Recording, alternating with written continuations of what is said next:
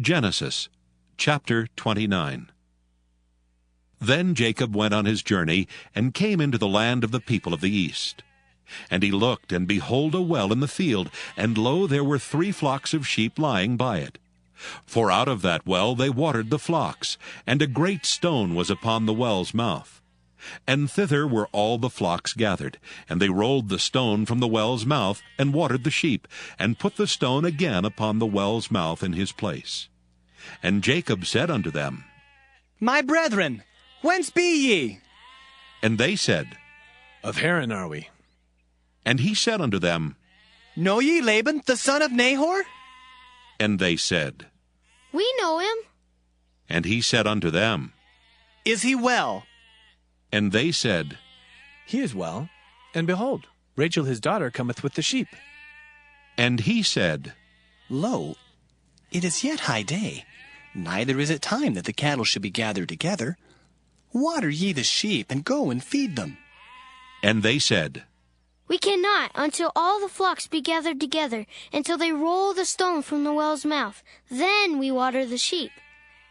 And while he yet spake with them, Rachel came with her father's sheep, for she kept them. And it came to pass, when Jacob saw Rachel, the daughter of Laban his mother's brother, and the sheep of Laban his mother's brother, that Jacob went near, and rolled the stone from the well's mouth, and watered the flock of Laban his mother's brother. And Jacob kissed Rachel, and lifted up his voice, and wept. And Jacob told Rachel that he was her father's brother, and that he was Rebekah's son. And she ran and told her father. And it came to pass, when Laban heard the tidings of Jacob his sister's son, that he ran to meet him, and embraced him, and kissed him, and brought him to his house. And he told Laban all these things. And Laban said unto him, Surely thou art my bone and my flesh. And he abode with him the space of a month. And Laban said unto Jacob, Because thou art my brother, shouldst thou therefore serve me for naught? Tell me, what shall thy wages be? And Laban had 2 daughters. The name of the elder was Leah, and the name of the younger was Rachel. Leah was tender-eyed, but Rachel was beautiful and well-favored. And Jacob loved Rachel, and said, I will serve thee 7 years for Rachel, thy younger daughter. And Laban said, It is better that I give her to thee, than I should give her to another man. Abide with me. And Jacob served 7 years for Rachel, and they seemed unto him but a few days, for the love he had to her. And Jacob said unto Laban, Give me my wife, for my days are fulfilled, that I may go in unto her. And Laban gathered together all the men of the place, and made a feast. And it came to pass in the evening, that he took Leah his daughter, and brought her to him, and he went in unto her. And Laban gave unto his daughter Leah Zilpah his maid for an handmaid. And it came to pass that in the morning, behold, it was Leah. And he said to Laban, What is this thou hast done unto me? Did not I serve with thee for Rachel? Wherefore then hast thou beguiled me? And Laban said, It must not be so done in our country, to give the younger before the firstborn. Fulfill her week, and we will give thee this also for the service which thou shalt serve with me yet 7 other years.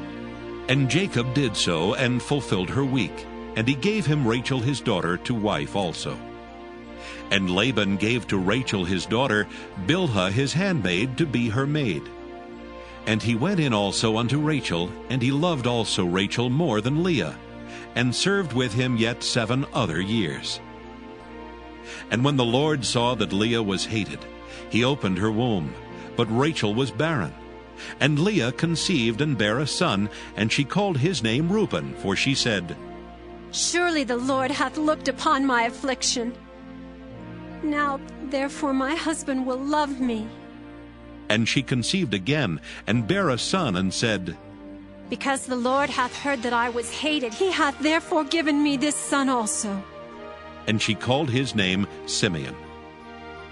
And she conceived again, and bare a son, and said, Now this time will my husband be joined unto me, because I have borne him 3 sons. Therefore was his name called Levi. And she conceived again and bare a son, and she said, Now will I praise the Lord. Therefore she called his name Judah, and left bearing. Genesis chapter 30. And when Rachel saw that she bare Jacob no children, Rachel envied her sister, and said unto Jacob, Give me children, or else I die. And Jacob's anger was kindled against Rachel, and he said, Am I in God's stead, who hath withheld from thee the fruit of the womb? And she said, Behold, my maid Bilhah, go in unto her, and she shall bear upon my knees, that I may also have children by her. And she gave him Bilhah her handmaid to wife, and Jacob went in unto her. And Bilhah conceived and bare Jacob a son. And Rachel said, God hath judged me, and hath also heard my voice, and hath given me a son. Therefore she called his name Dan. And Bilhah Rachel's maid conceived again, and bare Jacob a second son. And Rachel said, With great wrestlings have I wrestled with my sister, and I have prevailed. And she called his name Naphtali. When Leah saw that she had left bearing, she took Zilpah her maid, and gave her Jacob to wife. And Zilpah Leah's maid bare Jacob a son. And Leah said, A troop cometh. And she called his name Gad. And Zilpah Leah's maid bare Jacob a second son. And Leah said, Happy am I, for the daughters will call me blessed. And she called his name Asher. And Reuben went in the days of wheat harvest, and found mandrakes in the field, and brought them unto his mother Leah. Then Rachel said to Leah, Give me, I pray thee, of thy son's mandrakes. And she said unto her, Is it a small matter that thou hast taken my husband? And wouldst thou take away my son's mandrakes also? And Rachel said, Therefore he shall lie with thee tonight for thy son's mandrakes. And Jacob came out of the field in the evening, and Leah went out to meet him, and said, Thou must come in unto me, for surely I have hired thee with my son's mandrakes. And he lay with her that night. And God hearkened unto Leah, and she conceived, and bare Jacob the 5th son. And Leah said, God hath given me my hire, because I have given my maiden to my husband. And she called his name Issachar. And Leah conceived again, and bare Jacob the 6th son. And Leah said, God hath endued me with a good dowry. Now will my husband dwell with me, because I have borne him 6 sons. And she called his name Zebulun. And afterward she bare a daughter, and called her name Dinah. And God remembered Rachel, and God hearkened to her, and opened her womb. And she conceived and bare a son, and said, God hath taken away my reproach. And she called his name Joseph, and said, The Lord shall add to me another son. And it came to pass, when Rachel had borne Joseph, that Jacob said unto Laban, Send me away, that I may go unto mine own place and to my country.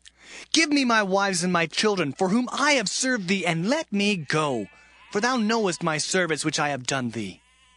And Laban said unto him, I pray thee, if I have found favor in thine eyes, tarry, for I have learned by experience that the Lord hath blessed me for thy sake. And he said, Appoint me thy wages, and I will give it. And he said unto him, Thou knowest how I have served thee, and how thy cattle was with me. For it was little which thou hadst before I came, and it is now increased unto a multitude, and the Lord hath blessed thee since my coming. And now when shall I provide for mine own house also? And he said, What shall I give thee? And Jacob said, Thou shalt not give me anything. If thou wilt do this thing for me, I will again feed and keep thy flock. I will pass through all thy flock today, removing from thence all the speckled and spotted cattle, and all the brown cattle among the sheep, and the spotted and speckled among the goats, and of such shall be my hire. So shall my righteousness answer for me in time to come, when it shall come for my hire before thy face. Every one that is not speckled and spotted among the goats, and brown among the sheep, that shall be counted stolen with me.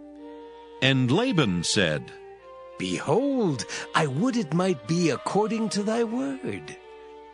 And he removed that day the he-goats that were ring-straked and spotted, and all the she-goats that were speckled and spotted, and every one that had some white in it, and all the brown among the sheep, and gave them into the hand of his sons. And he set 3 days' journey betwixt himself and Jacob, and Jacob fed the rest of Laban's flocks. And Jacob took him rods of green poplar, and of the hazel and chestnut tree, and pilled white strakes in them, and made the white appear which was in the rods.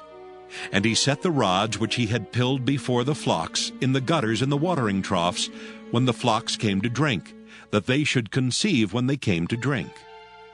And the flocks conceived before the rods, and brought forth cattle ring-straked, speckled, and spotted.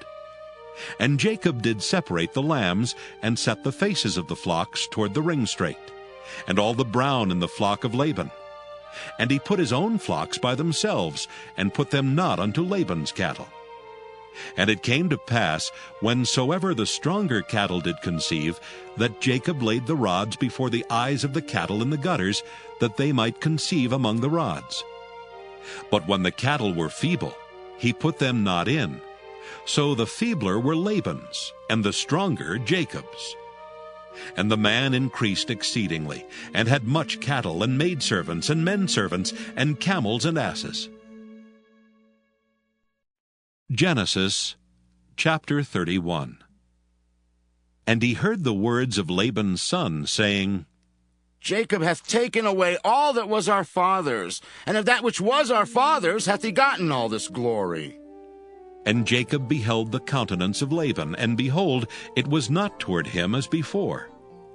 And the Lord said unto Jacob, Return unto the land of thy fathers and to thy kindred, and I will be with thee. And Jacob sent and called Rachel and Leah to the field unto his flock, and said unto them, I see your father's countenance, that it is not toward me as before. But the God of my father hath been with me. And ye know that with all my power I have served your father. And your father hath deceived me, and changed my wages 10 times. But God suffered him not to hurt me. If he said thus, The speckled shall be thy wages, then all the cattle bear speckled. And if he said thus, The ring-straked shall be thy hire, then bear all the cattle ring-straked. Thus God hath taken away the cattle of your father, and given them to me.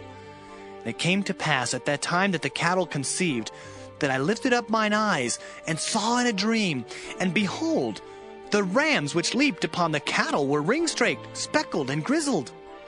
And the angel of God spake unto me in a dream, saying, Jacob. And I said, Here am I.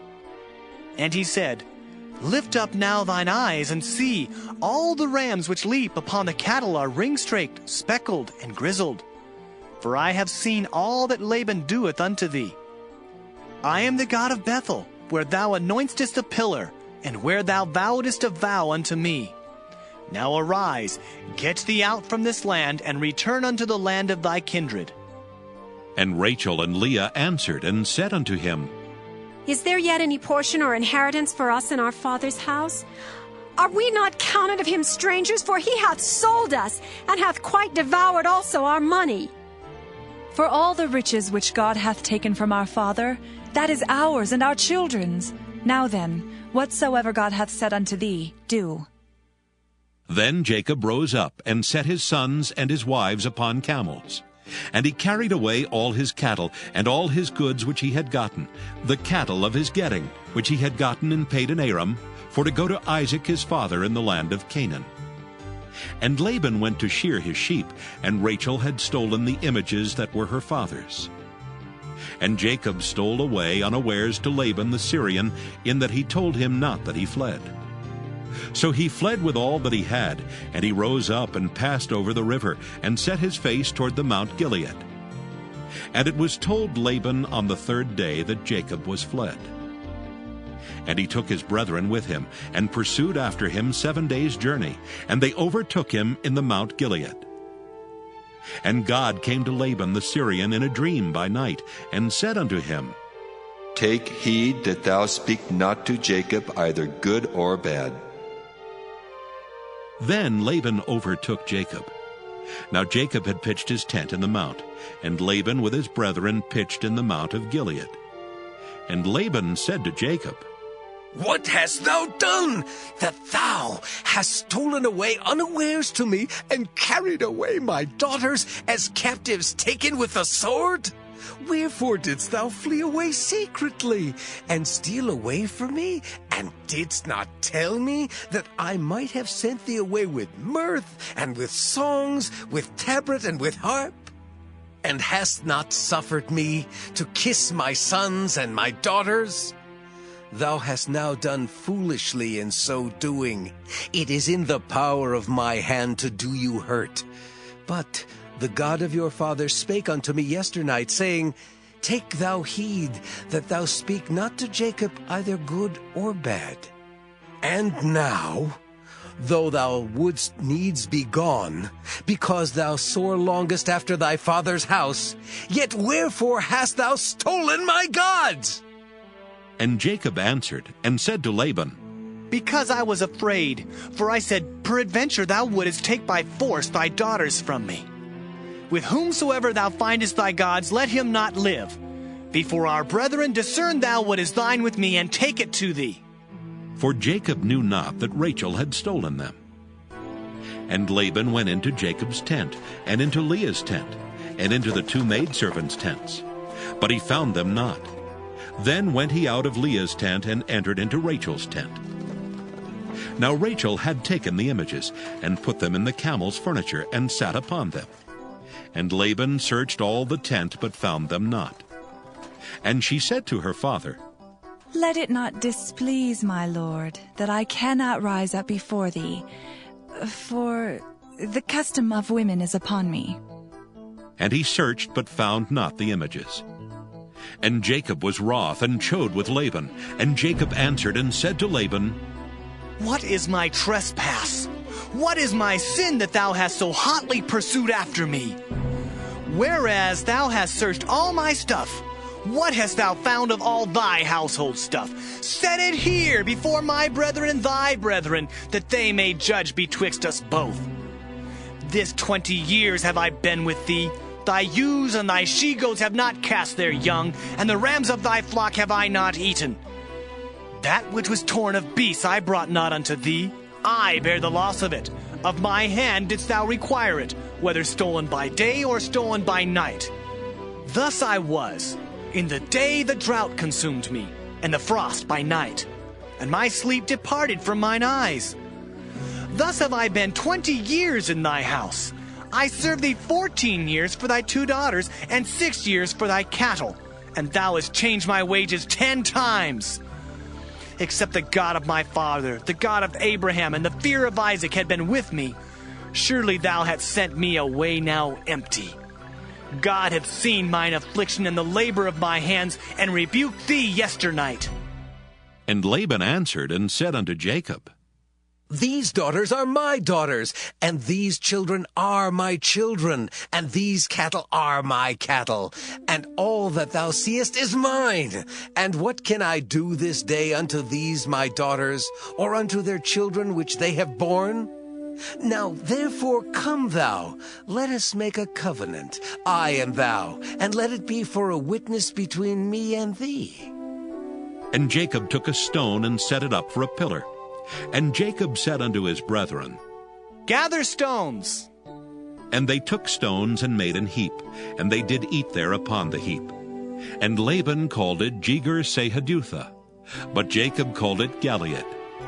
And Laban said, This heap is a witness between me and thee this day. Therefore was the name of it called Gilead. And Mizpah, for he said, The Lord watch between me and thee, when we are absent one from another. If thou shalt afflict my daughters, or if thou shalt take other wives beside my daughters, no man is with us. See, God is witness betwixt me and thee.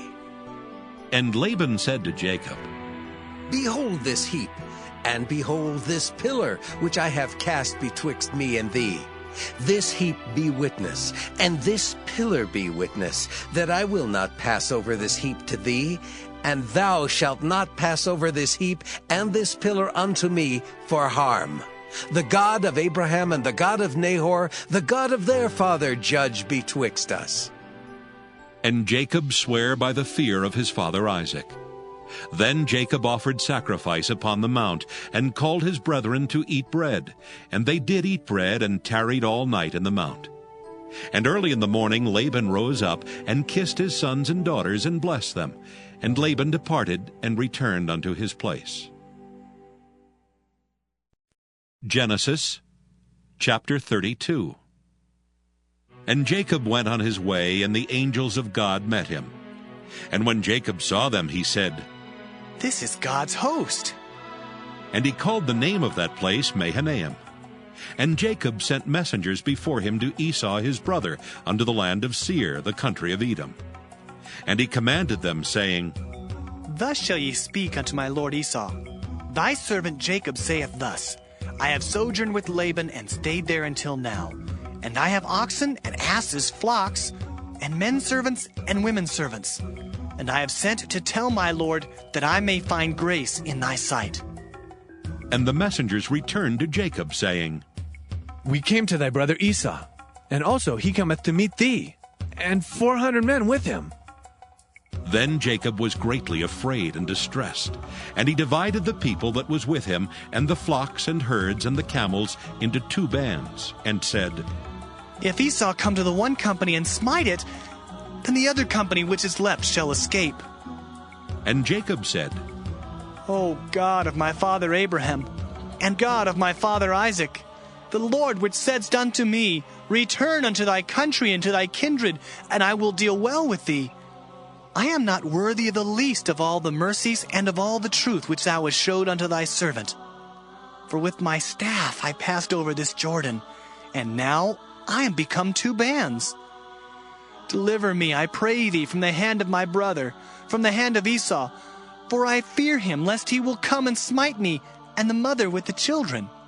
And thou saidst, I will surely do thee good, and make thy seed as the sand of the sea, which cannot be numbered for multitude. And he lodged there that same night, and took of that which came to his hand a present for Esau his brother, 200 she-goats and 20 he-goats, 200 ewes and 20 rams, 30 milch camels with their colts, 40 kine and 10 bulls, 20 she-asses and 10 foals. And he delivered them into the hand of his servants, every drove by themselves, and said unto his servants, Pass over before me, and put a space betwixt drove and drove. And he commanded the foremost, saying, When Esau my brother meeteth thee, and asketh thee, saying, Whose art thou? And whither goest thou? And whose are these before thee?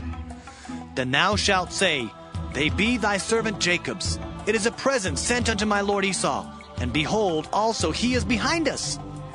And so commanded he the second and the third, and all that followed the drove, saying, On this manner shall ye speak unto Esau when ye find him. And say ye moreover, Behold, thy servant Jacob is behind us. For he said, I will appease him with the present that goeth before me, and afterward I will see his face. Peradventure he will accept of me. So went the present over before him, and himself lodged that night in the company. And he rose up that night, and took his 2 wives, and his 2 women servants, and his 11 sons, and passed over the ford Jabbok. And he took them, and sent them over the brook, and sent over that he had. And Jacob was left alone, and there wrestled a man with him until the breaking of the day. And when he saw that he prevailed not against him, he touched the hollow of his thigh, and the hollow of Jacob's thigh was out of joint, as he wrestled with him. And he said, Let me go, for the day breaketh. And he said, I will not let thee go, except thou bless me. And he said unto him, What is thy name? And he said, Jacob. And he said, Thy name shall be called no more Jacob, but Israel. For as a prince hast thou power with God and with men, and hast prevailed. And Jacob asked him and said, Tell me, I pray thee, thy name. And he said, Wherefore is it that thou dost ask after my name? And he blessed him there. And Jacob called the name of the place Peniel. For I have seen God face to face, and my life is preserved. And as he passed over Penuel, the sun rose upon him, and he halted upon his thigh. Therefore the children of Israel eat not of the sinew which shrank, which is upon the hollow of the thigh unto this day, because he touched the hollow of Jacob's thigh in the sinew that shrank. Genesis chapter 33. And Jacob lifted up his eyes and looked, and behold, Esau came, and with him 400 men. And he divided the children unto Leah, and unto Rachel, and unto the 2 handmaids. And he put the handmaids and their children foremost, and Leah and her children after, and Rachel and Joseph hindermost. And he passed over before them, and bowed himself to the ground 7 times, until he came near to his brother.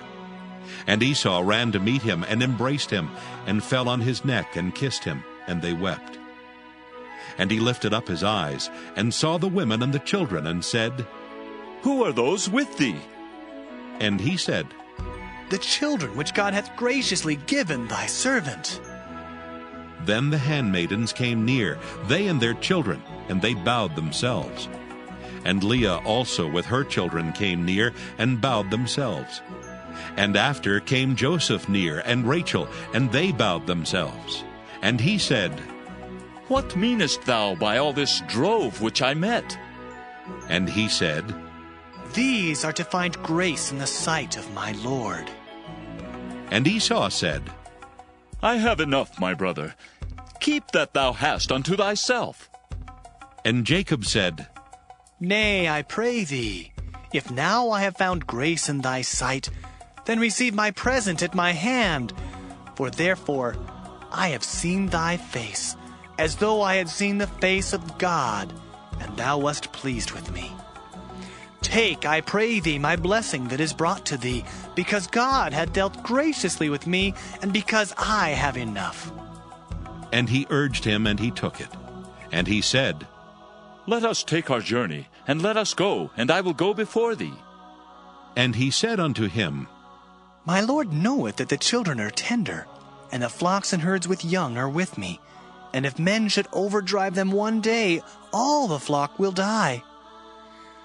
Let my Lord, I pray thee, pass over before his servant, and I will lead on softly, according as the cattle that goeth before me, and the children be able to endure, until I come unto my Lord unto Seir. And Esau said, Let me now leave with thee some of the folk that are with me. And he said, What needeth it? Let me find grace in the sight of my Lord. So Esau returned that day on his way unto Seir. And Jacob journeyed to Succoth, and built him an house, and made booths for his cattle. Therefore the name of the place is called Succoth. And Jacob came to Shalem, a city of Shechem, which is in the land of Canaan, when he came from Padan Aram, and pitched his tent before the city.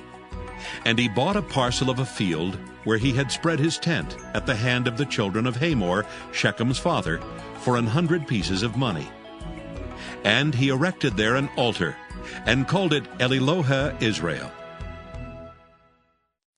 Genesis chapter 34. And Dinah, the daughter of Leah, which she bare unto Jacob, went out to see the daughters of the land. And when Shechem, the son of Hamor the Hivite, prince of the country, saw her, he took her, and lay with her, and defiled her. And his soul clave unto Dinah, the daughter of Jacob, and he loved the damsel, and spake kindly unto the damsel. And Shechem spake unto his father Hamor, saying, Get me this damsel to wife. And Jacob heard that he had defiled Dinah his daughter. Now his sons were with his cattle in the field, and Jacob held his peace until they were come. And Hamor, the father of Shechem, went out unto Jacob to commune with him. And the sons of Jacob came out of the field when they heard it, and the men were grieved, and they were very wroth, because he had wrought folly in Israel in lying with Jacob's daughter, which thing ought not to be done. And Hamor communed with them, saying, The soul of my son Shechem longeth for your daughter. I pray you, give her him to wife. And make ye marriages with us, and give your daughters unto us, and take our daughters unto you. And ye shall dwell with us, and the land shall be before you. Dwell and trade ye therein, and get you possessions therein. And Shechem said unto her father and unto her brethren, Let me find grace in your eyes, and what ye shall say unto me I will give. Ask me never so much dowry and gift, and I will give according as ye shall say unto me. But give me the damsel to wife. And the sons of Jacob answered Shechem and Hamor his father deceitfully, and said, because he had defiled Dinah their sister, and they said unto them, We cannot do this thing, to give our sister to one that is uncircumcised. For that were a reproach unto us. But in this will we consent unto you, if ye will be as we be, that every male of you be circumcised. Then will we give our daughters unto you, and we will take your daughters to us, and we will dwell with you, and we will become one people. But if ye will not hearken unto us to be circumcised, then we will take our daughter, and we will be gone. And their words pleased Hamor and Shechem, Hamor's son. And the young man deferred not to do the thing, because he had delight in Jacob's daughter, and he was more honorable than all the house of his father. And Hamor and Shechem his son came unto the gate of their city, and communed with the men of their city, saying, These men are peaceable with us. Therefore let them dwell in the land, and trade therein. For the land, behold, it is large enough for them. Let us take their daughters to us for wives, and let us give them our daughters. Only herein will the men consent unto us for to dwell with us, to be one people, if every male among us be circumcised as they are circumcised. Shall not their cattle and their substance and every beast of theirs be ours? Only let us consent unto them, and they will dwell with us. And unto Hamor and unto Shechem his son hearkened all that went out of the gate of his city, and every male was circumcised, all that went out of the gate of his city. And it came to pass on the third day, when they were sore, that two of the sons of Jacob, Simeon and Levi, Dinah's brethren, took each man his sword, and came upon the city boldly, and slew all the males. And they slew Hamor and Shechem his son with the edge of the sword, and took Dinah out of Shechem's house, and went out. The sons of Jacob came upon the slain, and spoiled the city, because they had defiled their sister. They took their sheep and their oxen, and their asses, and that which was in the city, and that which was in the field. And all their wealth, and all their little ones, and their wives took they captive, and spoiled even all that was in the house. And Jacob said to Simeon and Levi, Ye have troubled me to make me to stink among the inhabitants of the land, among the Canaanites and the Perizzites. And I being few in number, they shall gather themselves together against me, and slay me. And I shall be destroyed, I and my house. And they said, Should he deal with our sister as with a harlot? Genesis chapter 35.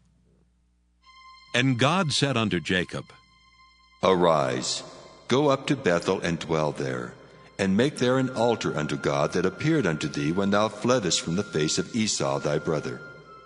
Then Jacob said unto his household, and to all that were with him, Put away the strange gods that are among you, and be clean, and change your garments. And let us arise and go up to Bethel, and I will make there an altar unto God, who answered me in the day of my distress, and was with me in the way which I went. And they gave unto Jacob all the strange gods which were in their hand, and all their earrings which were in their ears. And Jacob hid them under the oak which was by Shechem. And they journeyed, and the terror of God was upon the cities that were round about them, and they did not pursue after the son of Jacob. So Jacob came to Luz, which is in the land of Canaan, that is Bethel, he and all the people that were with him. And he built there an altar, and called the place El Bethel, because there God appeared unto him when he fled from the face of his brother. But Deborah, Rebekah's nurse, died, and she was buried beneath Bethel under an oak, and the name of it was called Allon Bacuth. And God appeared unto Jacob again when he came out of Padan Aram, and blessed him. And God said unto him, Thy name is Jacob. Thy name shall not be called any more Jacob, but Israel shall be thy name. And he called his name Israel. And God said unto him, I am God Almighty. Be fruitful and multiply. A nation and a company of nations shall be of thee, and kings shall come out of thy loins. And the land which I gave Abraham and Isaac, to thee I will give it, and to thy seed after thee will I give the land. And God went up from him in the place where he talked with him. And Jacob set up a pillar in the place where he talked with him, even a pillar of stone. And he poured a drink offering thereon, and he poured oil thereon. And Jacob called the name of the place where God spake with him, Bethel. And they journeyed from Bethel, and there was but a little way to come to Ephrath. And Rachel travailed, and she had hard labor. And it came to pass, when she was in hard labor, that the midwife said unto her, Fear not, thou shalt have this son also. And it came to pass, as her soul was in departing, for she died, that she called his name Benoni, but his father called him Benjamin. And Rachel died, and was buried in the way to Ephrath, which is Bethlehem. And Jacob set a pillar upon her grave. That is the pillar of Rachel's grave unto this day. And Israel journeyed, and spread his tent beyond the tower of Eder. And it came to pass, when Israel dwelt in that land, that Reuben went and lay with Bilhah his father's concubine. And Israel heard it. Now the sons of Jacob were 12. The sons of Leah, Reuben, Jacob's firstborn, and Simeon and Levi, and Judah and Issachar and Zebulun. The sons of Rachel, Joseph and Benjamin. And the sons of Bilhah, Rachel's handmaid, Dan and Naphtali. And the sons of Zilpah, Leah's handmaid, Gad and Asher. These are the sons of Jacob, which were born to him in Padan Aram. And Jacob came unto Isaac his father unto Mamre, unto the city of Arba, which is Hebron, where Abraham and Isaac sojourned. And the days of Isaac were 180 years. And Isaac gave up the ghost and died, and was gathered unto his people, being old and full of days. And his sons Esau and Jacob buried him. Genesis chapter 36. Now these are the generations of Esau, who is Edom. Esau took his wives of the daughters of Canaan, Adah, the daughter of Elon the Hittite, and Aholibamah, the daughter of Anah, the daughter of Zibeon the Hivite, and Bashemath, Ishmael's daughter, sister of Nebajoth.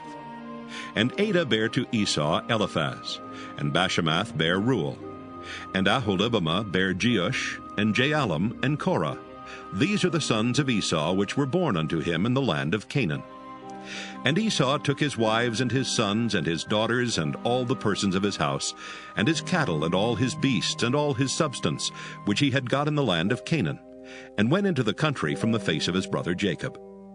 For their riches were more than that they might dwell together, and the land wherein they were strangers could not bear them because of their cattle. Thus dwelt Esau in Mount Seir. Esau is Edom. And these are the generations of Esau, the father of the Edomites in Mount Seir. These are the names of Esau's sons: Eliphaz the son of Adah, the wife of Esau; Reuel the son of Bashemath, the wife of Esau. And the sons of Eliphaz were Teman, Omar, Zepho, and Gatam, and Kenaz. And Timnah was concubine to Eliphaz, Esau's son, and she bare to Eliphaz Amalek. These were the sons of Adah, Esau's wife.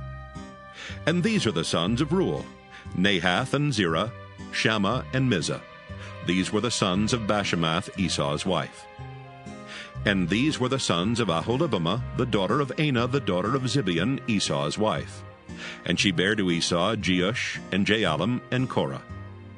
These were dukes of the sons of Esau. The sons of Eliphaz, the firstborn son of Esau: Duke Teman, Duke Omar, Duke Zepho, Duke Kenaz, Duke Korah, Duke Gatam, and Duke Amalek. These are the dukes that came of Eliphaz in the land of Edom. These were the sons of Adah. And these are the sons of Reuel, Esau's son: Duke Nahath, Duke Zerah, Duke Shammah, Duke Mizah. These are the dukes that came of Reuel in the land of Edom. These are the sons of Bashemath, Esau's wife. And these are the sons of Aholibamah, Esau's wife: Duke Jeush, Duke Jaalam, Duke Korah.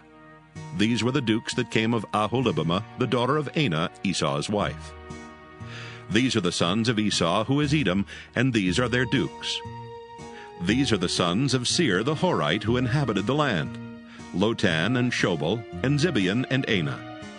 And Dishon and Ezer and Dishan. These are the dukes of the Horites, the children of Seir in the land of Edom. And the children of Lotan were Hori and Hemam, and Lotan's sister was Timnah. And the children of Shobal were these: Alvan and Manahath, and Ebal and Shepho and Onam. And these are the children of Zibeon, both Ajah and Anah. This was that Anah that found the mules in the wilderness, as he fed the asses of Zibeon his father.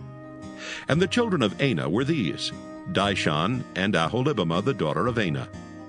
And these are the children of Dishon: Hemdan and Eshban, and Ithran and Kiran. The children of Ezer are these: Bilhan and Zaavan and Achan. The children of Dishan are these: Uz and Aaron. These are the dukes that came of the Horites: Duke Lotan, Duke Shobal, Duke Zibeon, Duke Anah. Duke Dishon, Duke Ezer, Duke Dishan. These are the dukes that came of Hori among their dukes in the land of Seir. And these are the kings that reigned in the land of Edom before there reigned any king over the children of Israel. And Bela, the son of Beor, reigned in Edom, and the name of his city was Dinhabah. And Bela died, and Jobab, the son of Zerah of Basra, reigned in his stead. And Jobab died, and Husham of the land of Temani reigned in his stead. And Husham died, and Hadad the son of Bedad, who smote Midian in the field of Moab, reigned in his stead. And the name of his city was Avith. And Hadad died, and Samlah of Masrekah reigned in his stead. And Samlah died, and Saul of Rehoboth by the river reigned in his stead. And Saul died, and Baal-Hanan the son of Achbor reigned in his stead. And Baal-Hanan the son of Achbor died, and Hadar reigned in his stead. And the name of his city was Peu, and his wife's name was Mehetabel, the daughter of Matred, the daughter of Mezahab. And these are the names of the dukes that came of Esau, according to their families, after their places, by their names: Duke Timnah, Duke Alva, Duke Jetheth, Duke Aholibamah, Duke Elah, Duke Pinon, Duke Kenaz, Duke Teman, Duke Mibzar, Duke Magdiel, Duke Iram. These be the dukes of Edom according to their habitations in the land of their possession. He is Esau, the father of the Edomites. Genesis chapter 37. And Jacob dwelt in the land wherein his father was a stranger, in the land of Canaan. These are the generations of Jacob. Joseph, being 17 years old, was feeding the flock with his brethren, and the lad was with the sons of Bilhah, and with the sons of Zilpah his father's wives. And Joseph brought unto his father their evil report. Now Israel loved Joseph more than all his children, because he was the son of his old age, and he made him a coat of many colors. And when his brethren saw that their father loved him more than all his brethren, they hated him, and could not speak peaceably unto him. And Joseph dreamed a dream, and he told it his brethren, and they hated him yet the more. And he said unto them, Hear, I pray you, this dream which I have dreamed. For behold, we were binding sheaves in the field, and lo, my sheaf arose and also stood upright. And behold, your sheaves stood round about and made obeisance to my sheaf. And his brethren said to him, Shalt thou indeed reign over us, or shalt thou indeed have dominion over us? And they hated him yet the more for his dreams and for his words. And he dreamed yet another dream, and told it his brethren, and said, Behold, I have dreamed a dream more. And behold, the sun and the moon and the 11 stars made obeisance to me. And he told it to his father and to his brethren. And his father rebuked him and said unto him, What is this dream that thou hast dreamed? Shall I and thy mother and thy brethren indeed come to bow down ourselves to thee to the earth? And his brethren envied him, but his father observed the saying. And his brethren went to feed their father's flock in Shechem. And Israel said unto Joseph, Do not thy brethren feed the flock in Shechem? Come, and I will send thee unto them. And he said to him, Here am I. And he said to him, Go, I pray thee, see whether it be well with thy brethren and well with the flocks, and bring me word again. So he sent him out of the vale of Hebron, and he came to Shechem. And a certain man found him, and behold, he was wandering in the field. And the man asked him, saying, What seekest thou? And he said, I seek my brethren. Tell me, I pray thee, where they feed their flocks. And the man said, They are departed hence, for I heard them say, Let us go to Dothan. And Joseph went after his brethren, and found them in Dothan. And when they saw him afar off, even before he came near unto them, they conspired against him to slay him. And they said one to another, Behold, this dreamer cometh. Come now, therefore, and let us slay him, and cast him into some pit. And we will say, Some evil beast hath devoured him. And we shall see what will become of his dreams. And Reuben heard it, and he delivered him out of their hands, and said, Let us not kill him. And Reuben said unto them, Shed no blood, but cast him into this pit that is in the wilderness, and lay no hand upon him. that he might rid him out of their hands, to deliver him to his father again. And it came to pass, when Joseph was come unto his brethren, that they stripped Joseph out of his coat of many colors that was on him. And they took him and cast him into a pit, and the pit was empty, there was no water in it. And they sat down to eat bread, and they lifted up their eyes and looked, and behold, a company of Ishmaelites came from Gilead with their camels, bearing spicery and balm and myrrh, going to carry it down to Egypt. And Judah said unto his brethren, What profit is it if we slay our brother and conceal his blood? Come, and let us sell him to the Ishmaelites, and let not our hand be upon him, for he is our brother and our flesh. And his brethren were content. Then there passed by Midianites merchantmen, and they drew and lifted up Joseph out of the pit, and sold Joseph to the Ishmaelites for 20 pieces of silver, and they brought Joseph into Egypt. And Reuben returned unto the pit, and behold, Joseph was not in the pit, and he rent his clothes. And he returned unto his brethren, and said, The child is not, and I, whither shall I go? And they took Joseph's coat, and killed a kid of the goats, and dipped the coat in the blood. And they sent the coat of many colors, and they brought it to their father, and said, This have we found. Know now whether it be thy son's coat or no. And he knew it, and said, It is my son's coat. An evil beast hath devoured him. Joseph is without doubt rent in pieces. And Jacob rent his clothes, and put sackcloth upon his loins, and mourned for his son many days. And all his sons and all his daughters rose up to comfort him. But he refused to be comforted, and he said, For I will go down into the grave unto my son mourning. Thus his father wept for him. And the Midianites sold him into Egypt unto Potiphar, an officer of Pharaoh's, and captain of the guard. Genesis chapter 38. And it came to pass at that time that Judah went down from his brethren, and turned in to a certain Adullamite, whose name was Hira. And Judah saw there a daughter of a certain Canaanite, whose name was Shua. And he took her, and went in unto her. And she conceived, and bare a son, and he called his name And she conceived again, and bare a son, and she called his name Onan. And she yet again conceived, and bare a son, and called his name Shelah. And he was at Chezib when she bare him. And Judah took a wife for his firstborn, whose name was Tamar. And Judah's firstborn, was wicked in the sight of the Lord, and the Lord slew him. And Judah said unto Onan, Go in unto thy brother's wife, and marry her, and raise up seed to thy brother. And Onan knew that the seed should not be his. And it came to pass, when he went in unto his brother's wife, that he spilled it on the ground, lest that he should give seed to his brother. And the thing which he did displeased the Lord, wherefore he slew him also. Then said Judah to Tamar his daughter-in-law, Remain a widow at thy father's house, till Shelah my son be grown. For he said, Lest peradventure he die also, as his brethren did. And Tamar went and dwelt in her father's house. And in process of time, the daughter of Shua, Judah's wife, died. And Judah was comforted, and went up unto his sheep shearers to Timnath, he and his friend Hira the Adullamite. And it was told Tamar, saying, Behold, thy father-in-law goeth up to Timnath to shear his sheep. And she put her widow's garments off from her, and covered her with a veil, and wrapped herself, and sat in an open place, which is by the way to Timnath.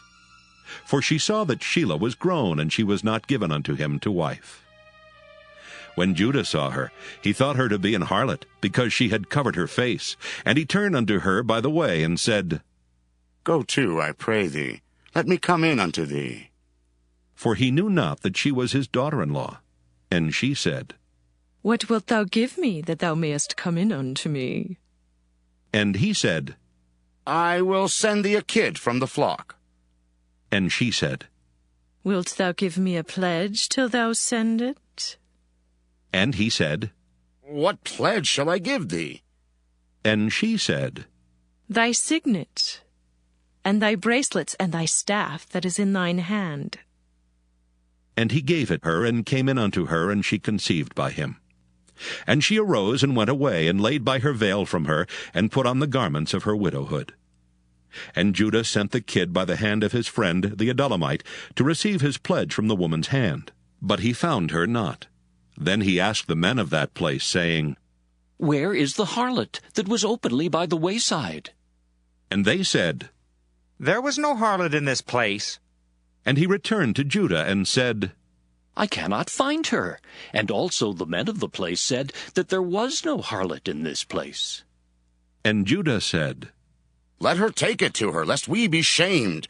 Behold, I sent this kid, and thou hast not found her. And it came to pass about 3 months after that it was told Judah, saying, Tamar, thy daughter-in-law, hath played the harlot, and also, behold, she is with child by whoredom. And Judah said, Bring her forth, and let her be burnt. When she was brought forth, she sent to her father-in-law, saying, By the man whose these are am I with child. And she said, Discern, I pray thee, whose are these, the signet, and bracelets, and staff? And Judah acknowledged them, and said, She hath been more righteous than I, because that I gave her not to Shelah my son. And he knew her again no more. And it came to pass in the time of her travail, that, behold, twins were in her womb. And it came to pass, when she travailed, that the one put out his hand, and the midwife took and bound upon his hand a scarlet thread, saying, This came out first. And it came to pass, as he drew back his hand, that, behold, his brother came out, and she said, How hast thou broken forth? This breach be upon thee. Therefore his name was called Pharez. And afterward came out his brother, that had the scarlet thread upon his hand, and his name was called Zerah. Genesis chapter 39. And Joseph was brought down to Egypt. And Potiphar, an officer of Pharaoh, captain of the guard, an Egyptian, bought him of the hands of the Ishmaelites, which had brought him down thither. And the Lord was with Joseph, and he was a prosperous man, and he was in the house of his master the Egyptian. And his master saw that the Lord was with him, and that the Lord made all that he did to prosper in his hand. And Joseph found grace in his sight, and he served him. And he made him overseer over his house, and all that he had he put into his hand. And it came to pass from the time that he had made him overseer in his house, and over all that he had, that the Lord blessed the Egyptian's house for Joseph's sake. And the blessing of the Lord was upon all that he had in the house and in the field. And he left all that he had in Joseph's hand, and he knew not aught he had save the bread which he did eat. And Joseph was a goodly person and well favored. And it came to pass after these things, that his master's wife cast her eyes upon Joseph, and she said, Lie with me. But he refused, and said unto his master's wife, Behold, my master wotteth not what is with me in the house, and he hath committed all that he hath to my hand. There is none greater in this house than I. Neither hath he kept back anything from me but thee, because thou art his wife. How then can I do this great wickedness and sin against God? And it came to pass, as she spake to Joseph day by day, that he hearkened not unto her to lie by her or to be with her. And it came to pass about this time that Joseph went into the house to do his business, and there was none of the men of the house there within. And she caught him by his garment, saying, Lie with me. And he left his garment in her hand, and fled, and got him out. And it came to pass, when she saw that he had left his garment in her hand, and was fled forth, that she called unto the men of her house, and spake unto them, saying, See, he hath brought in an Hebrew unto us to mock us. He came in unto me to lie with me, and I cried with a loud voice. And it came to pass, when he heard that I lifted up my voice and cried, that he left his garment with me, and fled, and got him out. And she laid up his garment by her until his lord came home. And she spake unto him according to these words, saying, The Hebrew servant which thou hast brought unto us came in unto me to mock me.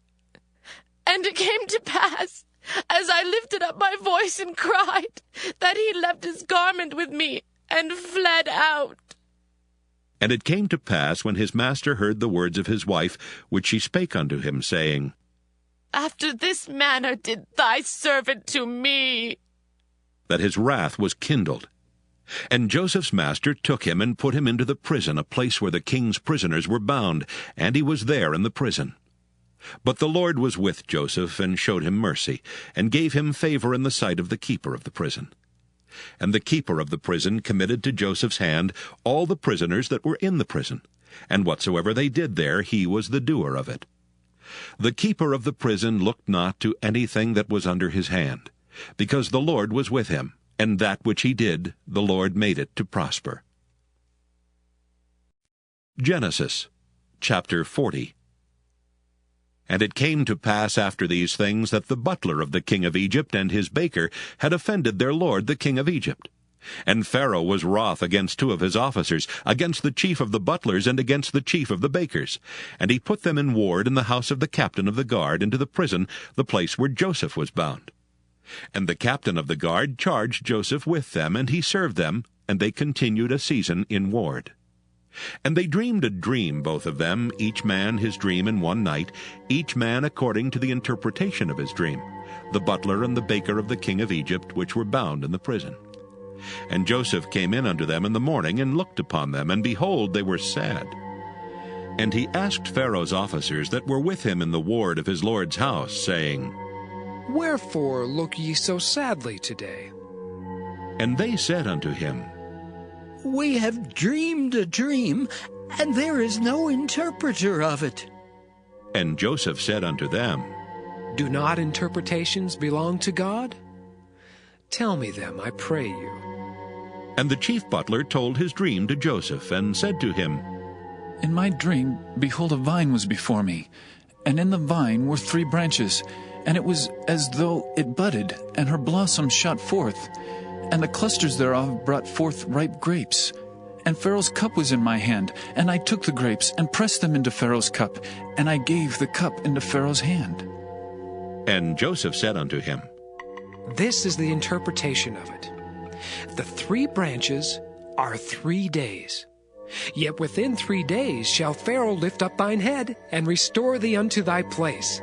And thou shalt deliver Pharaoh's cup into his hand, after the former manner when thou wast his butler. But think on me when it shall be well with thee, and show kindness, I pray thee, unto me, and make mention of me unto Pharaoh, and bring me out of this house. For indeed I was stolen away out of the land of the Hebrews, and here also have I done nothing that they should put me into the dungeon. When the chief baker saw that the interpretation was good, he said unto Joseph, I also was in my dream, and behold, I had 3 white baskets on my head, and in the uppermost basket there was of all manner of baked meats for Pharaoh. And the birds did eat them out of the basket upon my head. And Joseph answered and said, This is the interpretation thereof. The 3 baskets are 3 days. Yet within 3 days shall Pharaoh lift up thy head from off thee, and shall hang thee on a tree, and the birds shall eat thy flesh from off thee. And it came to pass the 3rd day, which was Pharaoh's birthday, that he made a feast unto all his servants, and he lifted up the head of the chief butler and of the chief baker among his servants. And he restored the chief butler unto his butlership again, and he gave the cup into Pharaoh's hand. But he hanged the chief baker, as Joseph had interpreted to them. Yet did not the chief butler remember Joseph, but forgot him. Genesis chapter 41. And it came to pass at the end of 2 full years that Pharaoh dreamed, and behold, he stood by the river. And behold, there came up out of the river 7 well-favored kine and fat-fleshed, and they fed in a meadow. And behold, 7 other kine came up after them out of the river, ill-favored and lean-fleshed, and stood by the other kine upon the brink of the river. And the ill-favored and lean-fleshed kine did eat up the 7 well-favored and fat kine. So Pharaoh awoke. And he slept and dreamed the 2nd time, and behold, 7 ears of corn came up upon one stalk, rank and good. And behold, 7 thin ears, and blasted with the east wind, sprung up after them. And the 7 thin ears devoured the 7 rank and full ears. And Pharaoh awoke, and behold, it was a dream. And it came to pass in the morning that his spirit was troubled. And he sent and called for all the magicians of Egypt, and all the wise men thereof. And Pharaoh told them his dream, but there was none that could interpret them unto Pharaoh. Then spake the chief butler unto Pharaoh, saying, I do remember my faults this day. Pharaoh was wroth with his servants, and put me in ward in the captain of the guard's house, both me and the chief baker. And we dreamed a dream in one night, I and he. We dreamed each man according to the interpretation of his dream. And there was there with us a young man, an Hebrew, servant to the captain of the guard. And we told him, and he interpreted to us our dreams. To each man according to his dream he did interpret. And it came to pass as he interpreted to us. So it was. Me he restored unto mine office, and him he hanged. Then Pharaoh sent and called Joseph, and they brought him hastily out of the dungeon. And he shaved himself, and changed his raiment, and came in unto Pharaoh. And Pharaoh said unto Joseph, I have dreamed a dream, and there is none that can interpret it. And I have heard say of thee that thou canst understand a dream to interpret it. And Joseph answered Pharaoh, saying, It is not in me. God shall give Pharaoh an answer of peace. And Pharaoh said unto Joseph, In my dream, behold, I stood upon the bank of the river. And behold, there came up out of the river 7 kine, fat-fleshed and well-favored, and they fed in a meadow. And behold, 7 other kine came up after them, poor and very ill-favored and lean-fleshed, such as I never saw in all the land of Egypt for badness. And the lean and the ill-favored kine did eat up the first 7 fat kine. And when they had eaten them up, it could not be known that they had eaten them. But they were still ill-favored, as at the beginning. So I awoke. And I saw in my dream, and behold, 7 ears came up in one stalk, full and good. And behold, 7 ears withered, thin, and blasted with the east wind sprung up after them. And the thin ears devoured the 7 good ears. And I told this unto the magicians, but there was none that could declare it to me. And Joseph said unto Pharaoh, The dream of Pharaoh is one. God hath showed Pharaoh what he is about to do. The 7 good kine are 7 years. and the 7 good ears are 7 years, the dream is 1. And the 7 thin and ill-favored kine that came up after them are 7 years. And the 7 empty ears blasted with the east wind shall be 7 years of famine. This is the thing which I have spoken unto Pharaoh. What God is about to do he showeth unto Pharaoh. Behold, there come 7 years of great plenty throughout all the land of Egypt. And there shall arise after them 7 years of famine, and all the plenty shall be forgotten in the land of Egypt, and the famine shall consume the land. And the plenty shall not be known in the land by reason of that famine following, for it shall be very grievous. And for that the dream was doubled unto Pharaoh twice, it is because the thing is established by God, and God will shortly bring it to pass. Now therefore let Pharaoh look out a man discreet and wise, and set him over the land of Egypt.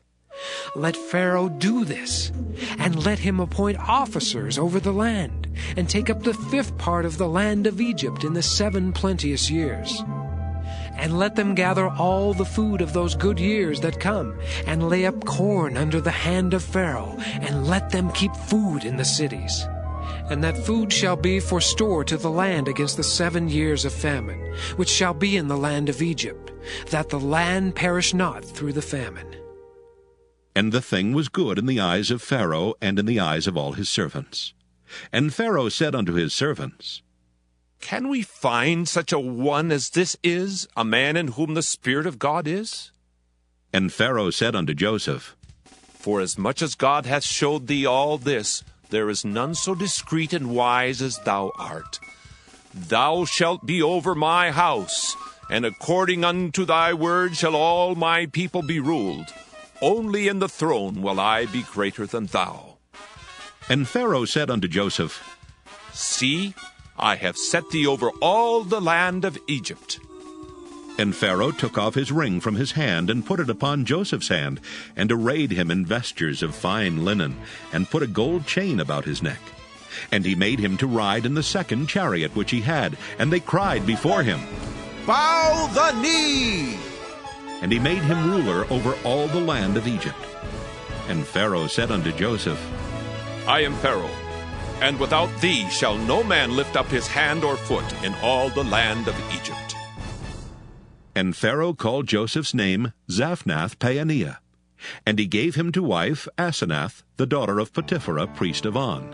And Joseph went out over all the land of Egypt. And Joseph was 30 years old when he stood before Pharaoh, king of Egypt. And Joseph went out from the presence of Pharaoh, and went throughout all the land of Egypt. And in the 7 plenteous years the earth brought forth by handfuls. And he gathered up all the food of the 7 years which were in the land of Egypt, and laid up the food in the cities. The food of the field which was round about every city laid he up in the same. And Joseph gathered corn as the sand of the sea very much, until he left numbering, for it was without number. And unto Joseph were born 2 sons before the years of famine came, which Asenath, the daughter of Potipherah, priest of On, bare unto him. And Joseph called the name of the firstborn Manasseh. For God, said he, hath made me forget all my toil and all my father's house. And the name of the second called he Ephraim. For God hath caused me to be fruitful in the land of my affliction. And the 7 years of plenteousness that was in the land of Egypt were ended. And the 7 years of dearth began to come according as Joseph had said. And the dearth was in all lands, but in all the land of Egypt there was bread. And when all the land of Egypt was famished, the people cried to Pharaoh for bread. And Pharaoh said unto all the Egyptians, Go unto Joseph. What he saith to you, do.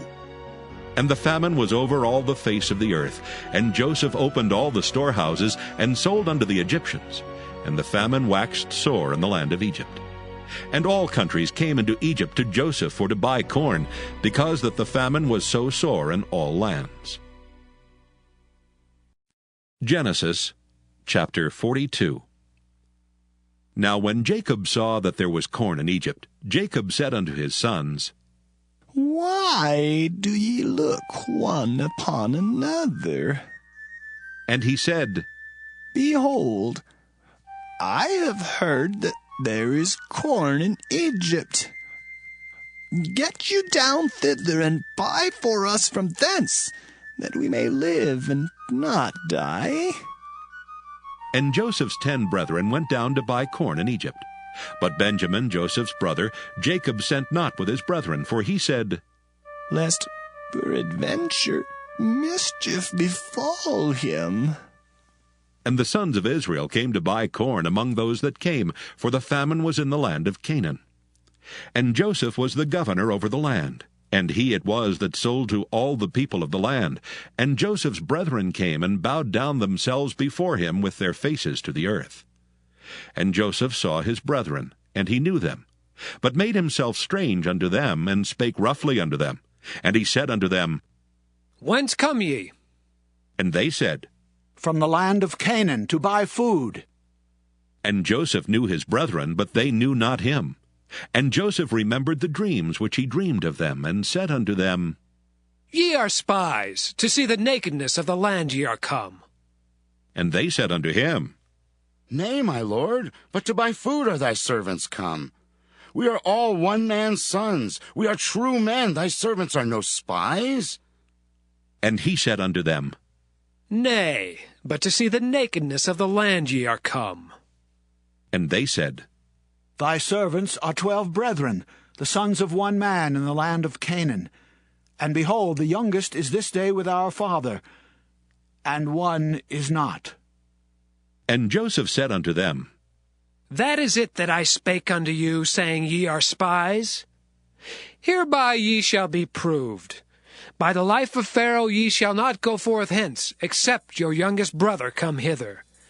Send one of you, and let him fetch your brother, and ye shall be kept in prison, that your words may be proved, whether there be any truth in you, or else by the life of Pharaoh, surely ye are spies. And he put them all together into ward 3 days. And Joseph said unto them the 3rd day, This do, and live, for I fear God. If ye be true men, let one of your brethren be bound in the house of your prison. Go ye, carry corn for the famine of your houses. But bring your youngest brother unto me, so shall your words be verified, and ye shall not die. And they did so.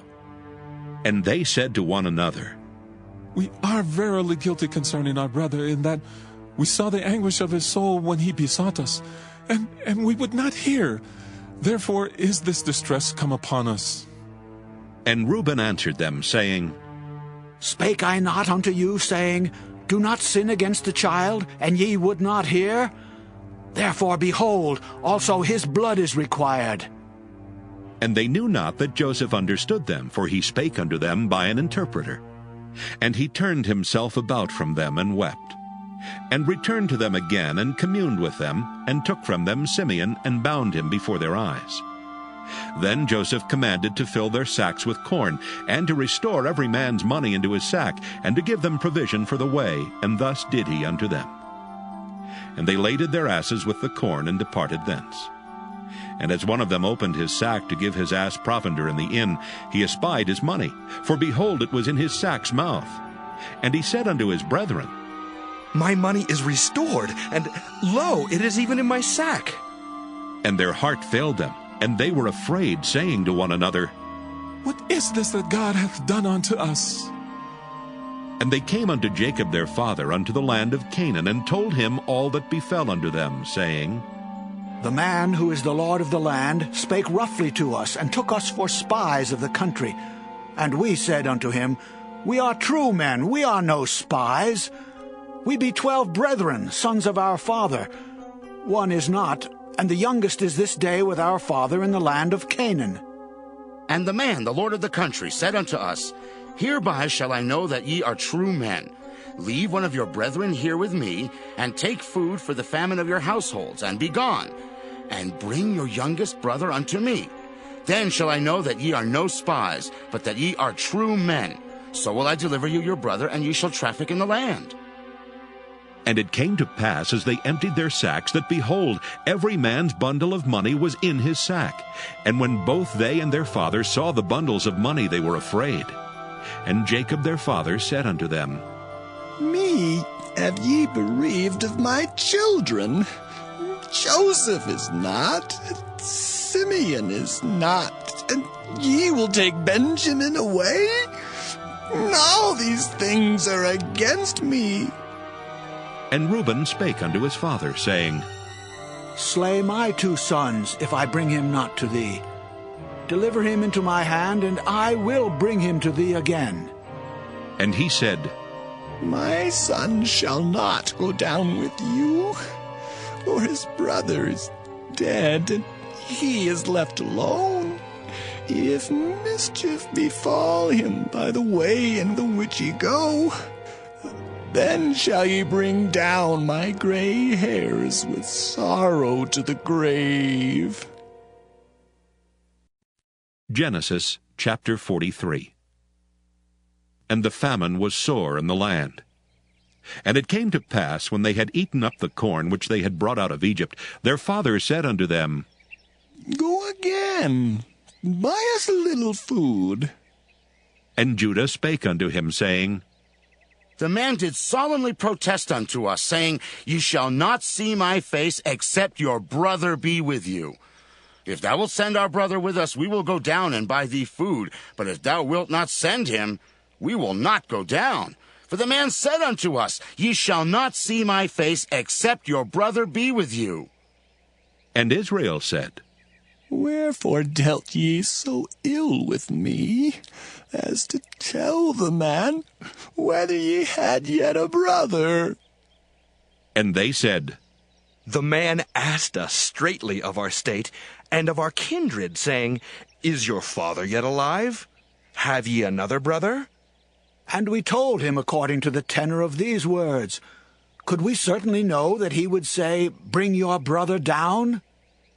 And Judah said unto Israel his father, Send the lad with me, and we will arise and go, that we may live and not die, both we and thou, and also our little ones.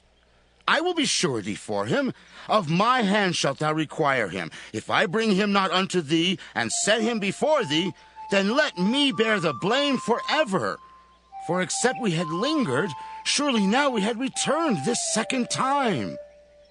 And their father Israel said unto them, If it must be so now, do this. Take of the best fruits in the land in your vessels, and carry down the man a present, a little balm and a little honey, spices and myrrh, nuts and almonds, and take double money in your hand, and the money that was brought again in the mouth of your sacks, carry it again in your hand. Peradventure it was an oversight. Take also your brother, and arise, go again unto the man.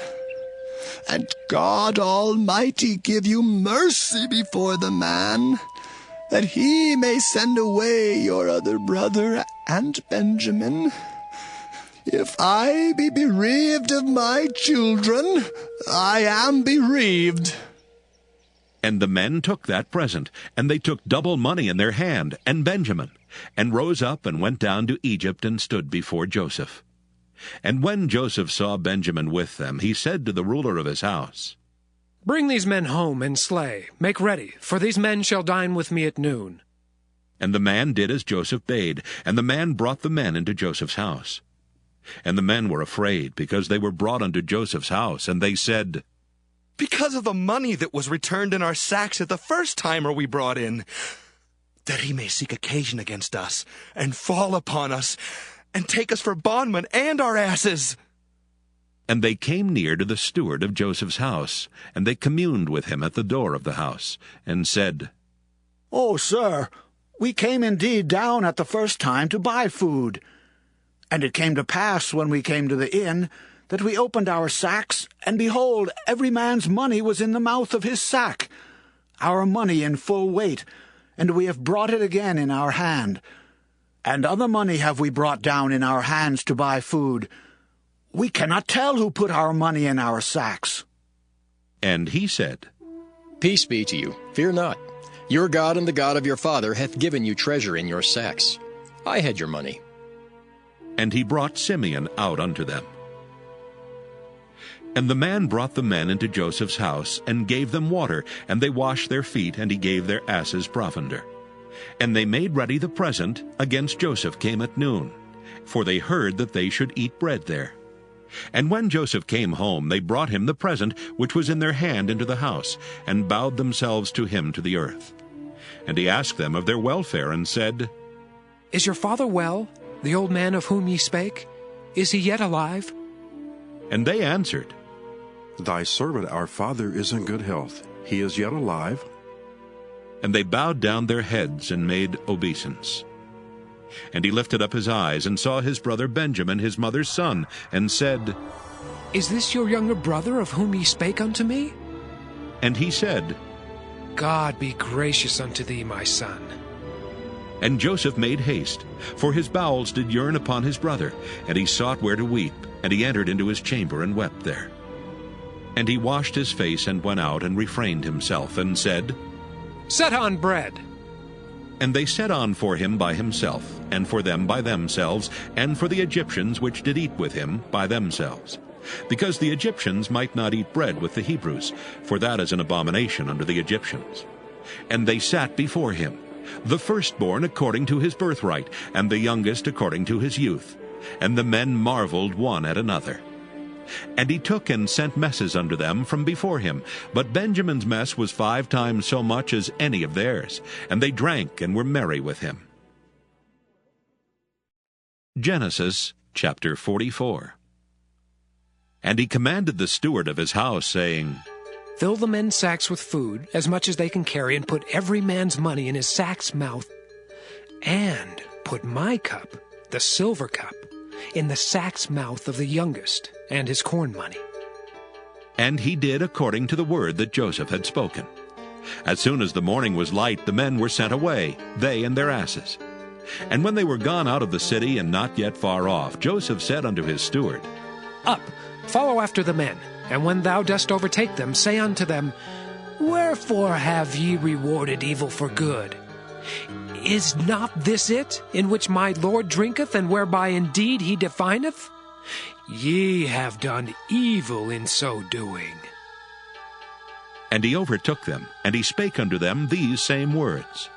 And they said unto him, Wherefore saith my Lord these words? God forbid that thy servant should do according to this thing. Behold, the money which we found in our sacks' mouths we brought again unto thee out of the land of Canaan. How then should we steal out of thy Lord's house silver or gold? With whomsoever of thy servants it be found, both let him die, and we also will be my Lord's bondmen.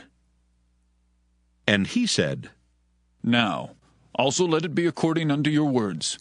He with whom it is found shall be my servant, and ye shall be blameless.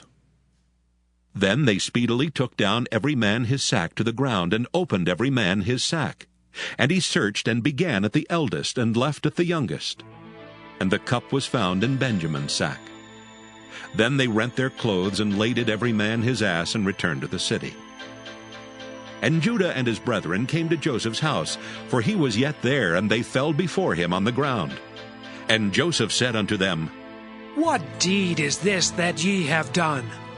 Wot ye not that such a man as I can certainly divine? And Judah said, What shall we say unto my Lord? What shall we speak, or how shall we clear ourselves? God hath found out the iniquity of thy servants. Behold, we are my Lord's servants, both we and he also with whom the cup is found. And he said, God forbid that I should do so. But the man in whose hand the cup is found, he shall be my servant. And as for you, get you up in peace unto your father. Then Judah came near unto him, and said, O my Lord, let thy servant, I pray thee, speak a word in my Lord's ears. And let not thine anger burn against thy servant, for thou art even as Pharaoh. My Lord asked his servants, saying, Have ye a father or a brother? And we said unto my Lord, We have a father, an old man, and a child of his old age, a little one. And his brother is dead, and he alone is left of his mother, and his father loveth him. And thou saidst unto thy servants, Bring him down unto me, that I may set mine eyes upon him. And we said unto my lord, The lad cannot leave his father, for if he should leave his father would die. And thou saidst unto thy servants, Except your youngest brother come down with you, ye shall see my face no more. And it came to pass, when we came up unto thy servant my father, we told him the words of my lord. And our father said, Go again and buy us a little food. And we said, We cannot go down. If our youngest brother be with us, then will we go down, for we may not see the man's face, except our youngest brother be with us. And thy servant, my father, said unto us, Ye know that my wife bare me 2 sons, and the one went out from me. And I said, Surely he is torn in pieces, and I saw him not since. And if ye take this also from me, and mischief befall him, ye shall bring down my gray hairs with sorrow to the grave. Now therefore, when I come to thy servant my father, and the lad be not with us, seeing that his life is bound up in the lad's life, it shall come to pass, when he seeth that the lad is not with us, that he will die. And thy servants shall bring down the gray hairs of thy servant our father with sorrow to the grave. For thy servant became surety for the lad unto my father, saying, If I bring him not unto thee, then I shall bear the blame to my father forever. Now therefore I pray thee, let thy servant abide instead of the lad, a bondman to my lord, and let the lad go up with his brethren. For how shall I go up to my father, and the lad be not with me? Lest peradventure I see the evil that shall come on my father. Genesis chapter 45. Then Joseph could not refrain himself before all them that stood by him, and he cried, Cause every man to go out from me. And there stood no man with him, while Joseph made himself known unto his brethren.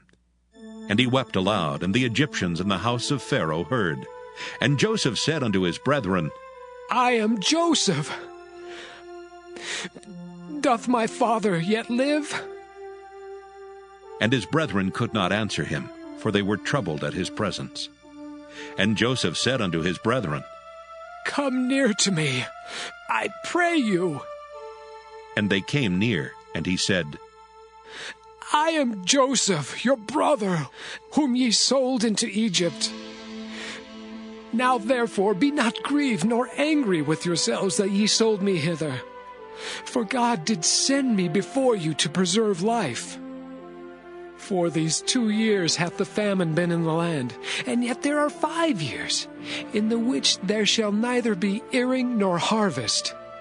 And God sent me before you to preserve you, a posterity in the earth, and to save your lives by a great deliverance. So now it was not you that sent me hither, but God. And he hath made me a father to Pharaoh, and lord of all his house, and a ruler throughout all the land of Egypt.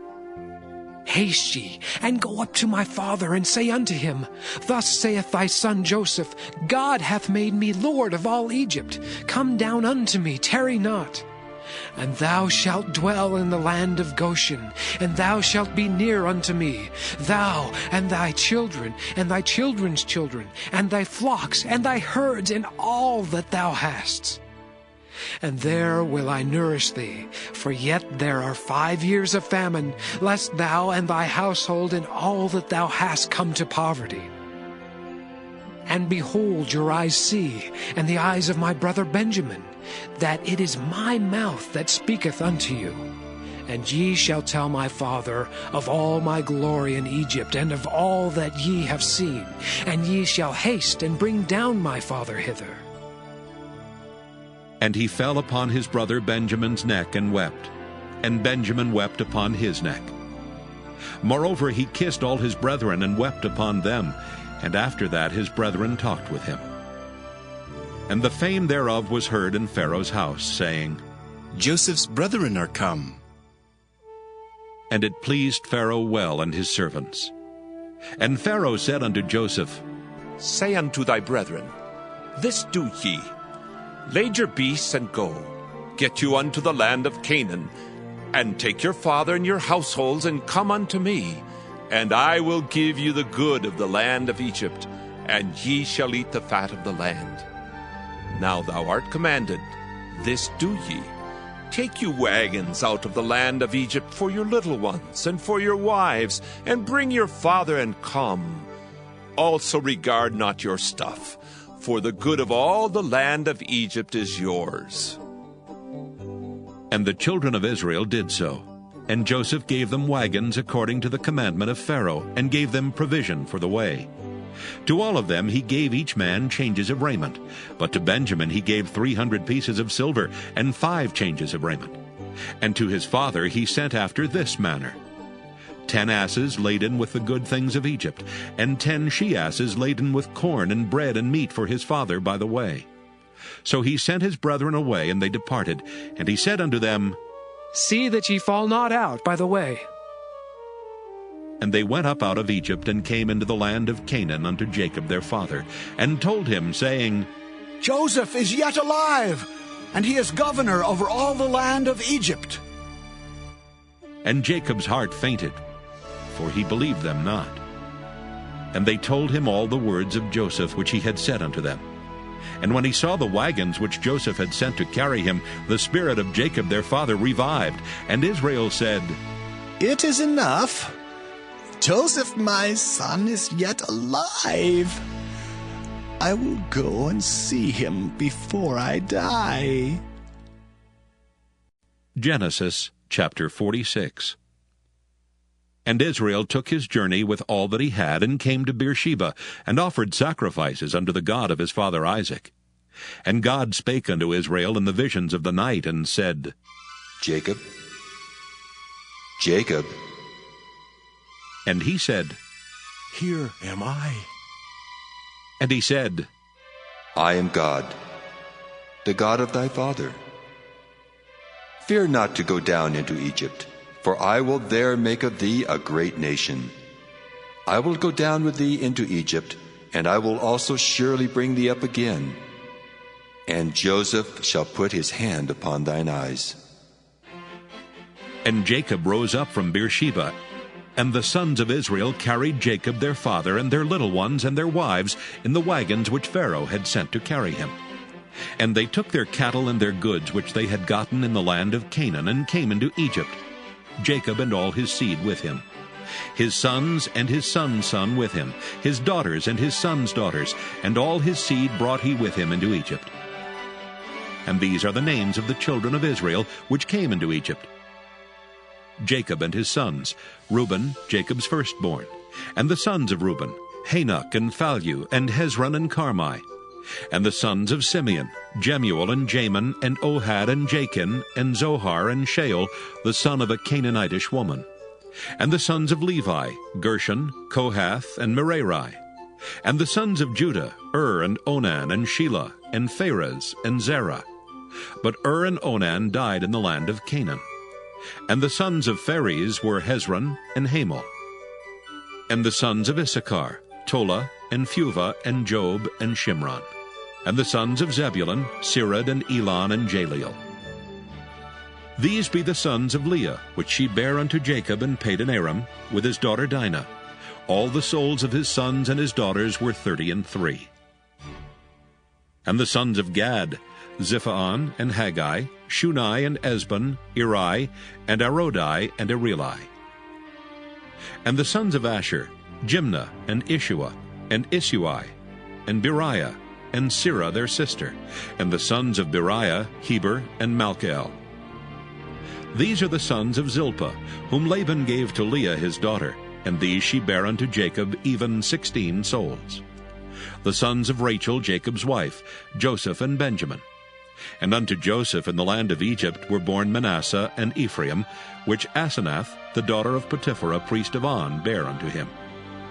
And the sons of Benjamin were Bela and Becher, and Ashbel, Gera, and Naaman, Ehi and Rosh, Muppim and Huppim and Ard. These are the sons of Rachel which were born to Jacob. All the souls were 14. And the sons of Dan, Hushim. And the sons of Naphtali, Jaziel, and Guni, and Jezer, and Shillem. These are the sons of Bilhah, which Laban gave unto Rachel his daughter, and she bare these unto Jacob. All the souls were 7. All the souls that came with Jacob into Egypt, which came out of his loins, besides Jacob's sons' wives, all the souls were 66. And the sons of Joseph, which were born him in Egypt, were 2 souls. All the souls of the house of Jacob, which came into Egypt, were 70. And he sent Judah before him unto Joseph, to direct his face unto Goshen, and they came into the land of Goshen. And Joseph made ready his chariot, and went up to meet Israel his father to Goshen, and presented himself unto him. And he fell on his neck, and wept on his neck a good while. And Israel said unto Joseph, Now let me die, since I have seen thy face, because thou art yet alive. And Joseph said unto his brethren and unto his father's house, I will go up and show Pharaoh, and say unto him, My brethren and my father's house, which were in the land of Canaan, are come unto me.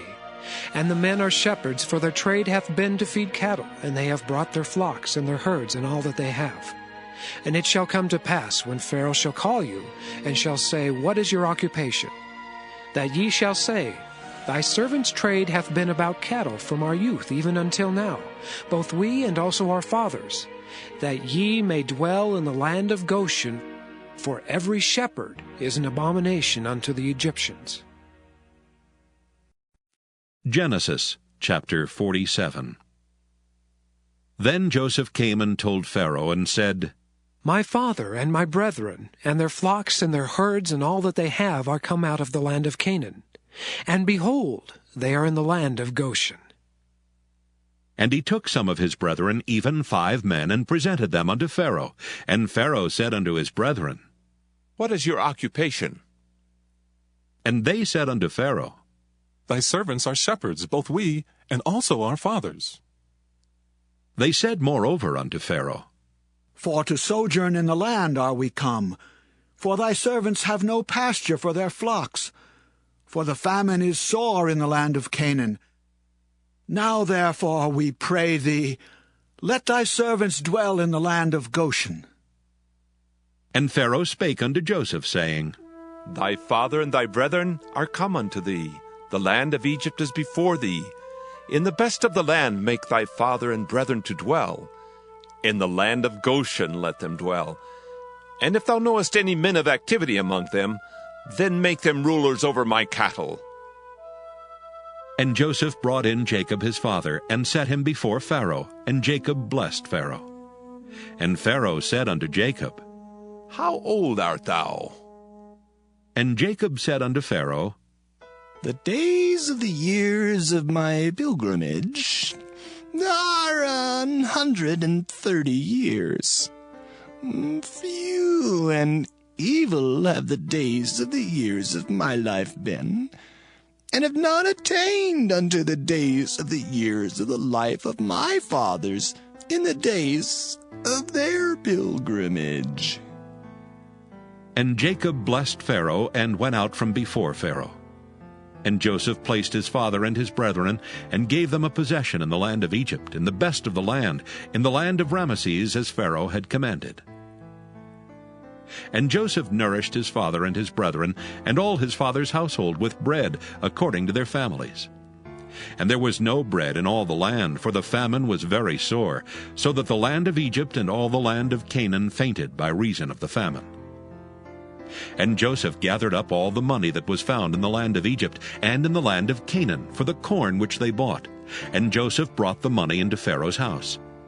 And when money failed in the land of Egypt and in the land of Canaan, all the Egyptians came unto Joseph and said, Give us bread, for why should we die in thy presence? For the money faileth. And Joseph said, Give your cattle, and I will give you for your cattle if money fail. And they brought their cattle unto Joseph, and Joseph gave them bread in exchange for horses, and for the flocks, and for the cattle of the herds, and for the asses. And he fed them with bread for all their cattle for that year. When that year was ended, they came unto him the second year, and said unto him, We will not hide it from my lord, how that our money is spent. My lord also hath our herds of cattle. There is not aught left in the sight of my lord, but our bodies and our lands. Wherefore shall we die before thine eyes, both we and our land? Buy us and our land for bread, and we and our land will be servants unto Pharaoh. And give us seed, that we may live and not die, that the land be not desolate. And Joseph bought all the land of Egypt for Pharaoh. For the Egyptians sold every man his field, because the famine prevailed over them. So the land became Pharaoh's. And as for the people, he removed them to cities from one end of the borders of Egypt even to the other end thereof. Only the land of the priests bought he not, for the priests had a portion assigned them of Pharaoh, and did eat their portion which Pharaoh gave them. Wherefore they sold not their lands. Then Joseph said unto the people, Behold, I have bought you this day and your land for Pharaoh. Lo, here is seed for you, and ye shall sow the land. And it shall come to pass in the increase that ye shall give the 5th part unto Pharaoh, and 4 parts shall be your own, for seed of the field, and for your food, and for them of your households, and for food for your little ones. And they said, Thou hast saved our lives. Let us find grace in the sight of my lord, and we will be Pharaoh's servants. And Joseph made it a law over the land of Egypt unto this day, that Pharaoh should have the 5th part, except the land of the priests only, which became not Pharaoh's. And Israel dwelt in the land of Egypt, in the country of Goshen. And they had possessions therein, and grew and multiplied exceedingly. And Jacob lived in the land of Egypt 17 years. So the whole age of Jacob was 147 years.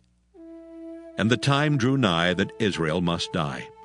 And he called his son Joseph, and said unto him, If now I have found grace in thy sight, put, I pray thee, thy hand under my thigh, and deal kindly, truly with me.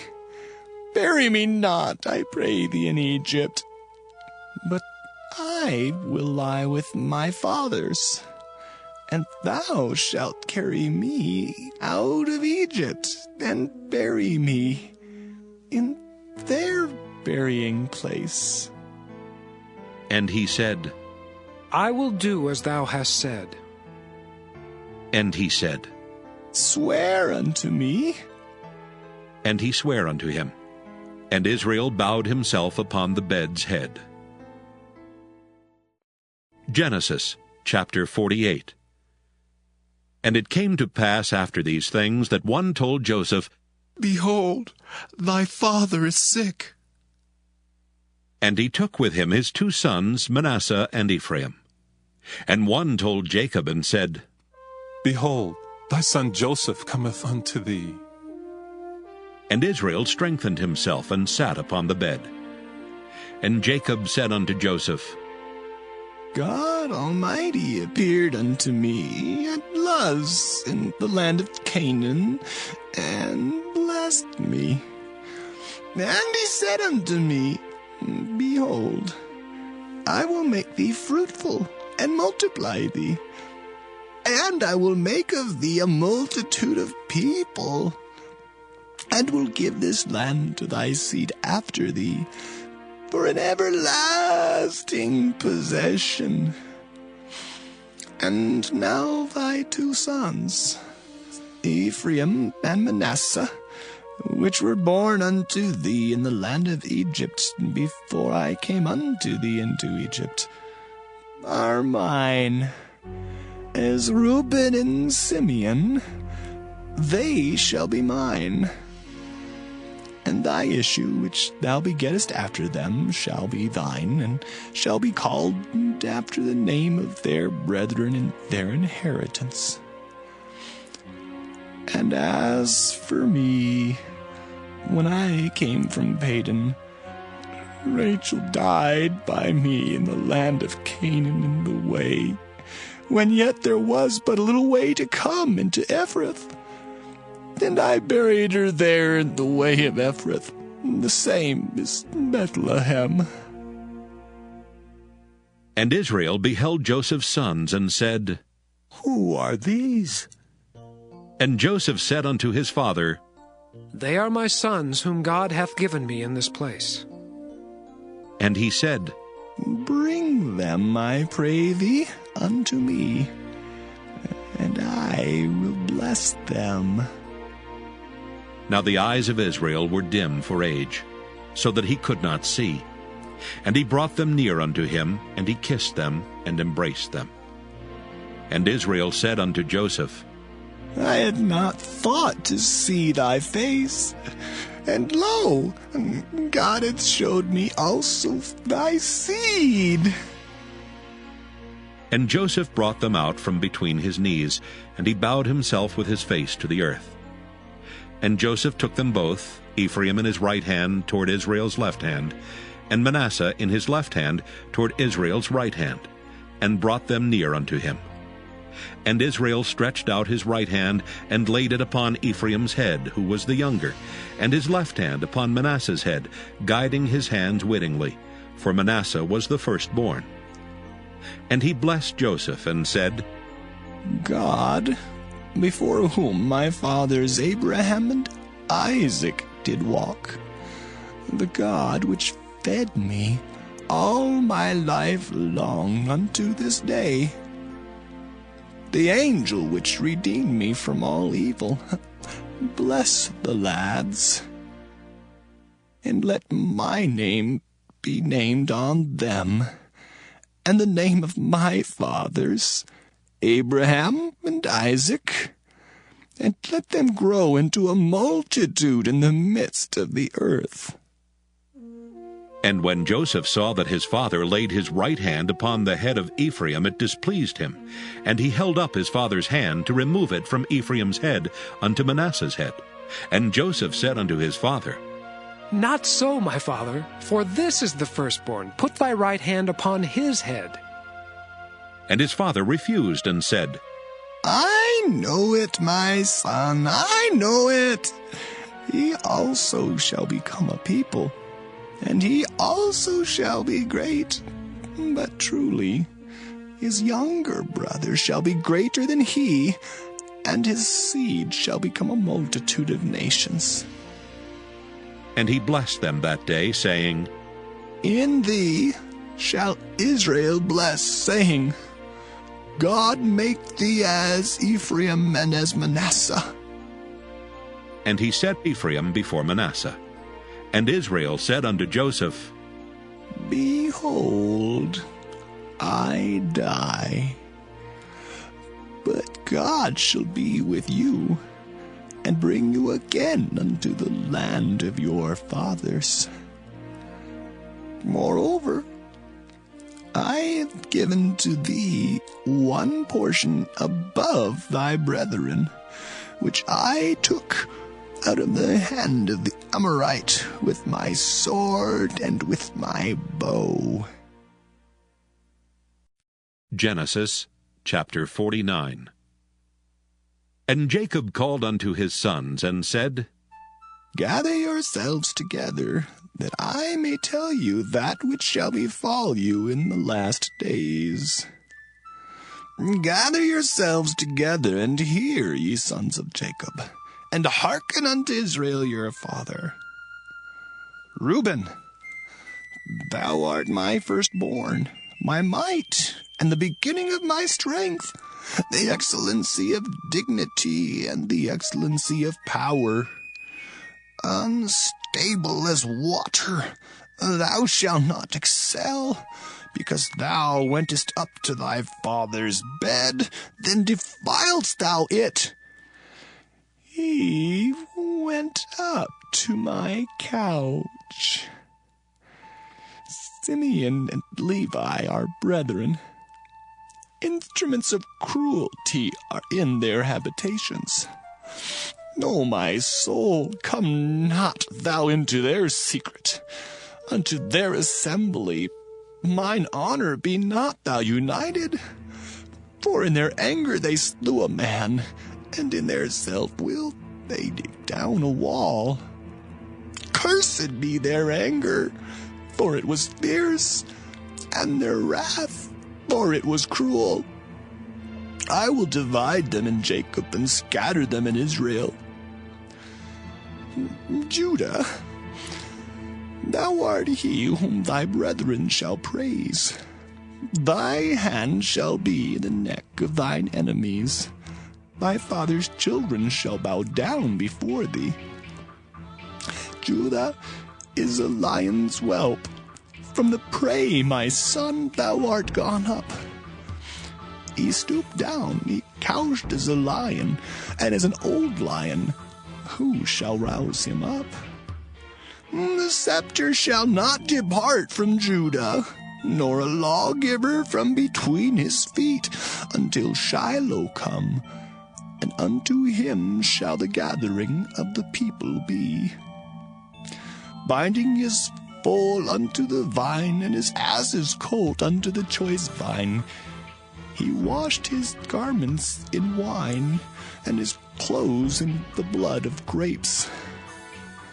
His eyes shall be red with wine, and his teeth white with milk.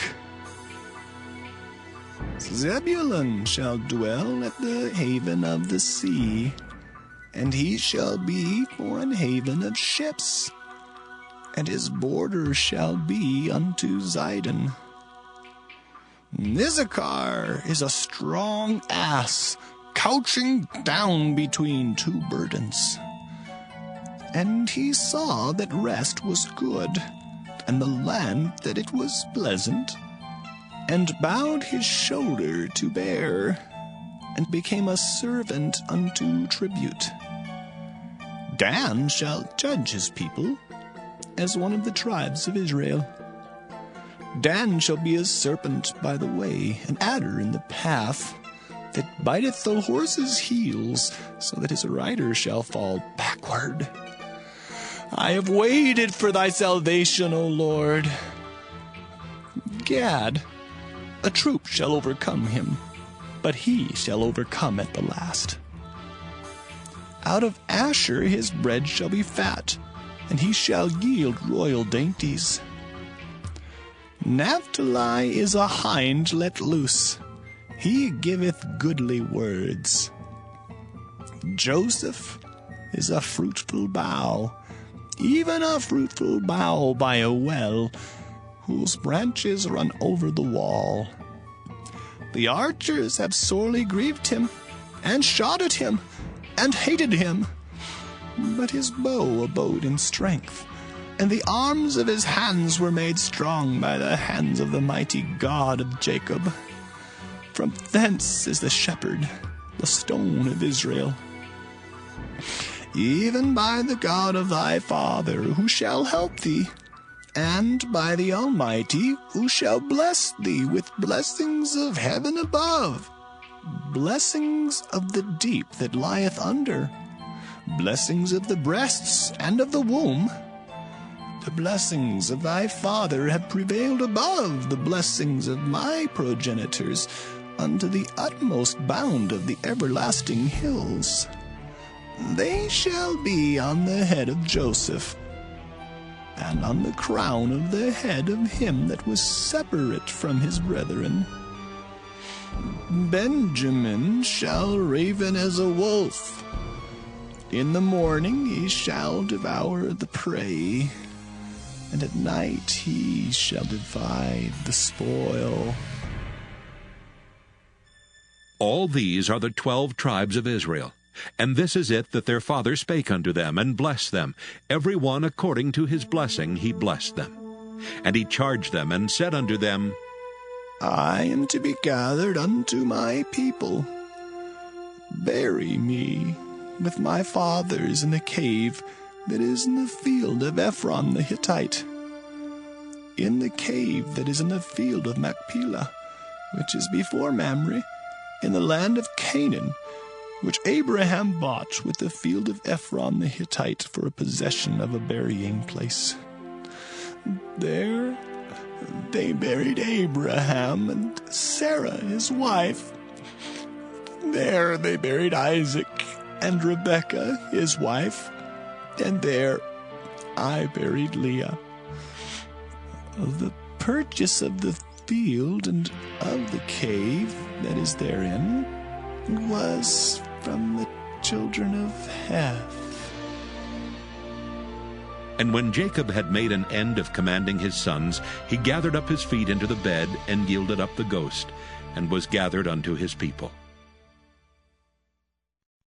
Genesis chapter 50. And Joseph fell upon his father's face, and wept upon him, and kissed him.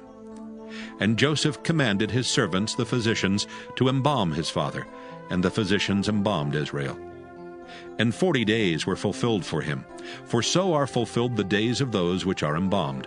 And the Egyptians mourned for him 60 days.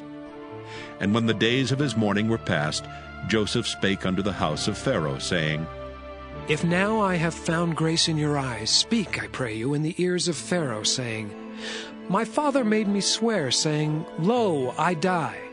In my grave which I have digged for me in the land of Canaan, there shalt thou bury me. Now, therefore, let me go up, I pray thee, and bury my father, and I will come again. And Pharaoh said, Go up, and bury thy father, according as he made thee swear. And Joseph went up to bury his father, and with him went up all the servants of Pharaoh, the elders of his house, and all the elders of the land of Egypt, and all the house of Joseph, and his brethren, and his father's house. Only their little ones, and their flocks, and their herds, they left in the land of Goshen. And there went up with him both chariots and horsemen, and it was a very great company. And they came to the threshing floor of Atad, which is beyond Jordan, and there they mourned with a great and very sore lamentation. And he made a mourning for his father 7 days. And when the inhabitants of the land, the Canaanites, saw the mourning in the floor of Atad, they said, This is a grievous mourning to the Egyptians. Wherefore the name of it was called Abel Mizraim, which is beyond Jordan. And his sons did unto him according as he commanded them. For his sons carried him into the land of Canaan, and buried him in the cave of the field of Machpelah, which Abraham bought with the field for a possession of a burying place of Ephron the Hittite before Mamre. And Joseph returned into Egypt, he and his brethren, and all that went up with him to bury his father after he had buried his father. And when Joseph's brethren saw that their father was dead, they said, Joseph will peradventure hate us, and will certainly requite us all the evil which we did unto him. And they sent a messenger unto Joseph, saying, Thy father did command before he died, saying, So shall ye say unto Joseph, Forgive, I pray thee now, the trespass of thy brethren, and their sin, for they did unto thee evil. And now we pray thee, forgive the trespass of the servants of the God of thy father. And Joseph wept when they spake unto him. And his brethren also went and fell down before his face, and they said, Behold, we be thy servants. And Joseph said unto them, Fear not, for am I in the place of God? But as for you, ye thought evil against me. But God meant it unto good to bring to pass, as it is this day, to save much people alive. Now therefore fear ye not. I will nourish you and your little ones. And he comforted them, and spake kindly unto them. And Joseph dwelt in Egypt, he and his father's house. And Joseph lived 110 years. And Joseph saw Ephraim's children of the 3rd generation. The children also of Machir, the son of Manasseh, were brought up upon Joseph's knees. And Joseph said unto his brethren, I die, and God will surely visit you, and bring you out of this land unto the land which he sware to Abraham, to Isaac, and to Jacob. And Joseph took an oath of the children of Israel, saying, God will surely visit you, and ye shall carry up my bones from hence, So Joseph died, being 110 years old, and they embalmed him, and he was put in a coffin in Egypt.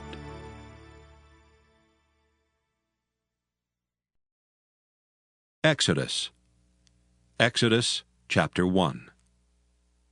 Now these are the names of the children of Israel which came into Egypt. Every man in his household came with Jacob: Reuben, Simeon, Levi, and Judah; Issachar, Zebulun, and Benjamin; Dan and Naphtali, Gad and Asher. And all the souls that came out of the loins of Jacob were 70 souls, for Joseph was in Egypt already. And Joseph died, and all his brethren, and all that generation. And the children of Israel were fruitful, and increased abundantly, and multiplied, and waxed exceedingly mighty, and the land was filled with them. Now there arose up a new king over Egypt, which knew not Joseph. And he said unto his people, Behold, the people of the children of Israel are more and mightier than we. Come on, let us deal wisely with them, lest they multiply, and it come to pass that when there falleth out any war, they join also unto our enemies, and fight against us, and so get them up out of the land. Therefore they did set over them taskmasters to afflict them with their burdens, and they built for Pharaoh treasure cities, Pithom and Raamses. But the more they afflicted them, the more they multiplied and grew, and they were grieved because of the children of Israel. And the Egyptians made the children of Israel to serve with rigor. And they made their lives bitter with hard bondage, in mortar and in brick, and in all manner of service in the field. All their service wherein they made them serve was with rigor. And the king of Egypt spake to the Hebrew midwives, of which the name of the one was Shiphrah, and the name of the other Puah. And he said, When ye do the office of a midwife to the Hebrew women, and see them upon the stools, if it be a son, then ye shall kill him. But if it be a daughter, then she shall live. But the midwives feared God, and did not as the king of Egypt commanded them, but saved the men children alive. And the king of Egypt called for the midwives, and said unto them, Why have ye done this thing, and have saved the men children alive? And the midwives said unto Pharaoh, Because the Hebrew women are not as the Egyptian women, for they are lively, and are delivered ere the midwives come in unto them. Therefore God dealt well with the midwives, and the people multiplied and waxed very mighty. And it came to pass, because the midwives feared God, that he made them houses. And Pharaoh charged all his people, saying, Every son that is born ye shall cast into the river, and every daughter ye shall save alive. Exodus chapter 2. And there went a man of the house of Levi, and took to wife a daughter of Levi. And the woman conceived and bare a son, and when she saw him that he was a goodly child, she hid him 3 months. And when she could not longer hide him, she took for him an ark of bulrushes, and daubed it with slime and with pitch, and put the child therein. And she laid it in the flags by the river's brink. And his sister stood afar off to wit what would be done to him. And the daughter of Pharaoh came down to wash herself at the river, and her maidens walked along by the river's side. And when she saw the ark among the flags, she sent her maid to fetch it. And when she had opened it, she saw the child, and behold, the babe wept. And she had compassion on him, and said, This is one of the Hebrews' children. Then said his sister to Pharaoh's daughter, Shall I go and call to thee a nurse of the Hebrew woman, that she may nurse the child for thee? And Pharaoh's daughter said to her, Go. And the maid went and called the child's mother. And Pharaoh's daughter said unto her, Take this child away and nurse it for me, and I will give thee thy wages. And the woman took the child and nursed it. And the child grew, and she brought him unto Pharaoh's daughter, and he became her son. And she called his name Moses. And she said, Because I drew him out of the water. And it came to pass in those days when Moses was grown, that he went out unto his brethren, and looked on their burdens. And he spied an Egyptian smiting an Hebrew, one of his brethren. And he looked this way and that way, and when he saw that there was no man, he slew the Egyptian, and hid him in the sand. And when he went out the second day, behold, 2 men of the Hebrews strove together. And he said to him that did the wrong, Wherefore smitest thou thy fellow? And he said, Who made thee a prince and a judge over us? Intendest thou to kill me as thou killedst the Egyptian? And Moses feared and said, Surely this thing is known. Now when Pharaoh heard this thing, he sought to slay Moses. But Moses fled from the face of Pharaoh and dwelt in the land of Midian, and he sat down by a well. Now the priest of Midian had 7 daughters, and they came and drew water and filled the troughs to water their father's flock. And the shepherds came and drove them away, but Moses stood up and helped them and watered their flock. And when they came to Reuel their father, he said, How is it that ye are come so soon today? And they said, An Egyptian delivered us out of the hand of the shepherds, and also drew water enough for us and watered the flock. And he said unto his daughters, And where is he? Why is it that ye have left the man? Call him, that he may eat bread. And Moses was content to dwell with the man. And he gave Moses Zipporah his daughter.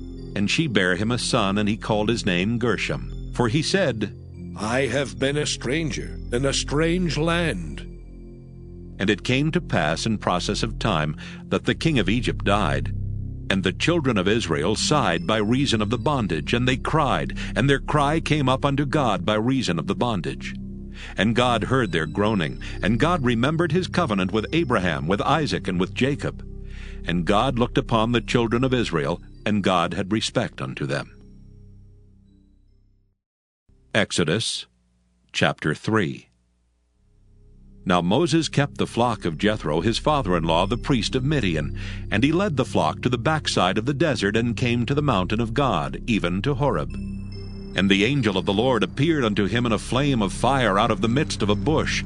And he looked, and behold, the bush burned with fire, and the bush was not consumed. And Moses said, I will now turn aside and see this great sight, why the bush is not burnt. And when the Lord saw that he turned aside to see, God called unto him out of the midst of the bush, and said, Moses, Moses. And he said, Here am I. And he said, Draw not nigh hither.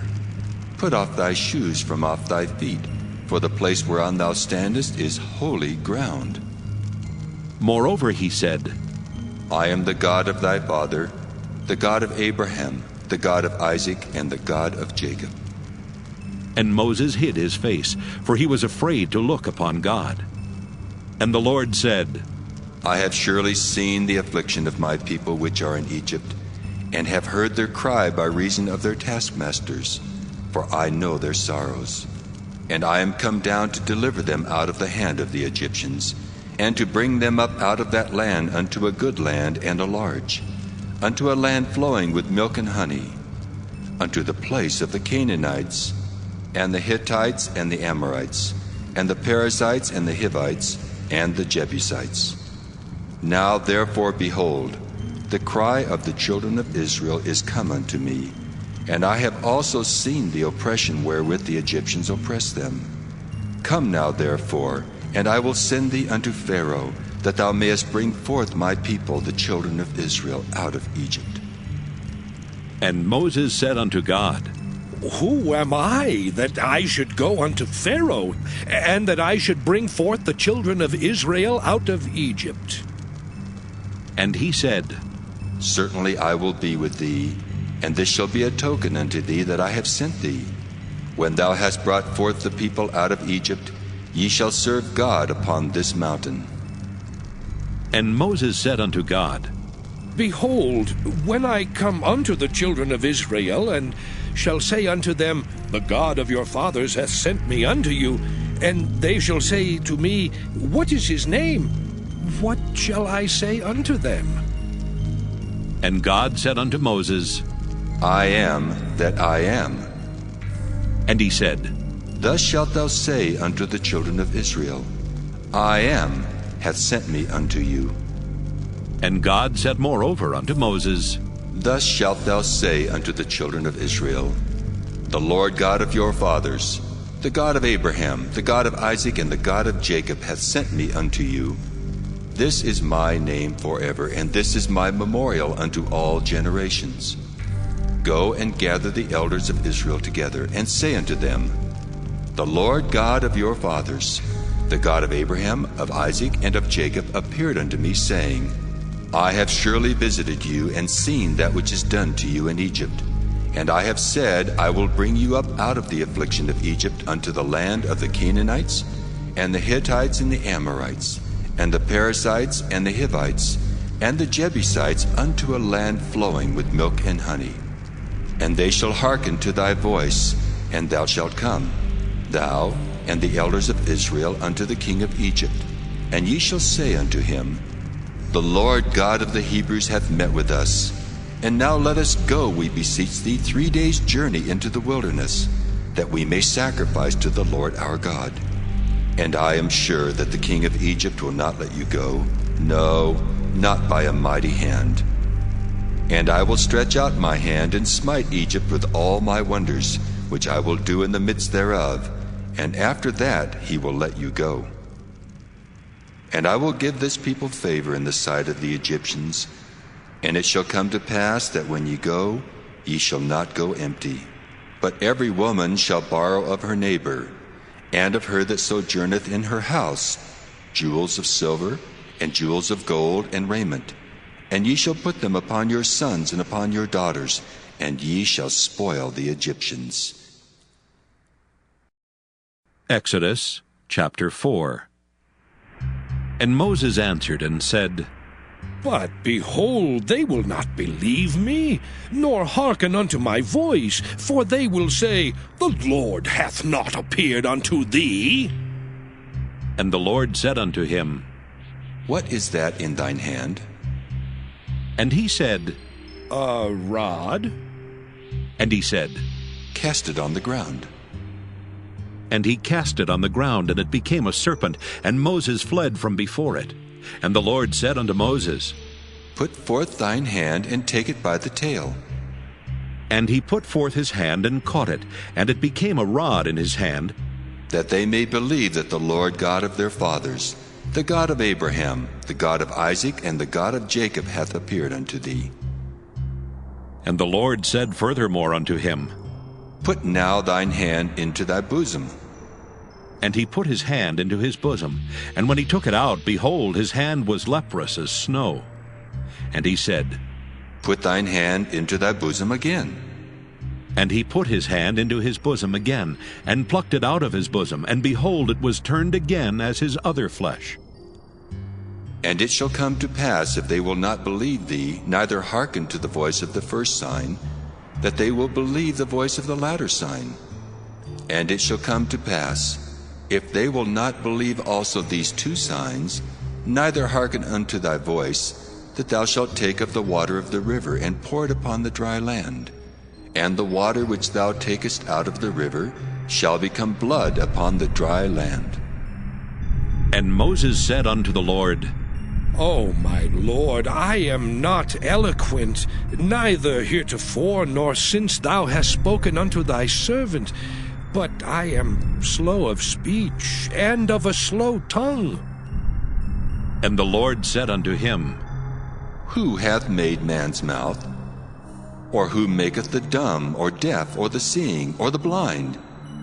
Have not I the Lord? Now therefore go, and I will be with thy mouth, and teach thee what thou shalt say. And he said, O my Lord, send, I pray thee, by the hand of him whom thou wilt send. And the anger of the Lord was kindled against Moses, and he said, Is not Aaron the Levite thy brother? I know that he can speak well. And also, behold, he cometh forth to meet thee. And when he seeth thee, he will be glad in his heart. And thou shalt speak unto him, and put words in his mouth. And I will be with thy mouth, and with his mouth, and will teach you what ye shall do. And he shall be thy spokesman unto the people. And he shall be, even he shall be to thee instead of a mouth, and thou shalt be to him instead of God. And thou shalt take this rod in thine hand, wherewith thou shalt do signs. And Moses went and returned to Jethro his father-in-law, and said unto him, Let me go, I pray thee, and return unto my brethren which are in Egypt, and see whether they be yet alive. And Jethro said to Moses, Go in peace. And the Lord said unto Moses in Midian, Go, return into Egypt, for all the men are dead which sought thy life. And Moses took his wife and his sons, and set them upon an ass, and he returned to the land of Egypt. And Moses took the rod of God in his hand. And the Lord said unto Moses, When thou goest to return into Egypt, see that thou do all those wonders before Pharaoh which I put in thine hand. But I will harden his heart, that he shall not let the people go. And thou shalt say unto Pharaoh, Thus saith the Lord, Israel is my son, even my firstborn. And I say unto thee, Let my son go, that he may serve me. And if thou refuse to let him go, behold, I will slay thy son, even thy firstborn. And it came to pass by the way in the inn that the Lord met him, and sought to kill him. Then Zipporah took a sharp stone, and cut off the foreskin of her son, and cast it at his feet, and said, Surely a bloody husband art thou to me. So he let him go. Then she said, A bloody husband thou art, because of the circumcision. And the Lord said to Aaron, Go into the wilderness to meet Moses. And he went and met him in the mount of God, and kissed him. And Moses told Aaron all the words of the Lord who had sent him, and all the signs which he had commanded him. And Moses and Aaron went and gathered together all the elders of the children of Israel. And Aaron spake all the words which the Lord had spoken unto Moses, and did the signs in the sight of the people. And the people believed. And when they heard that the Lord had visited the children of Israel, and that he had looked upon their affliction, then they bowed their heads and worshipped. Exodus chapter 5. And afterward Moses and Aaron went in and told Pharaoh, Thus saith the Lord God of Israel, Let my people go, that they may hold a feast unto me in the wilderness. And Pharaoh said, Who is the Lord, that I should obey his voice to let Israel go? I know not the Lord, neither will I let Israel go. And they said, The God of the Hebrews hath met with us. Let us go, we pray thee, 3 days' journey into the desert, and sacrifice unto the Lord our God, lest he fall upon us with pestilence or with the sword. And the king of Egypt said unto them, Wherefore do ye, Moses and Aaron, let the people from their works?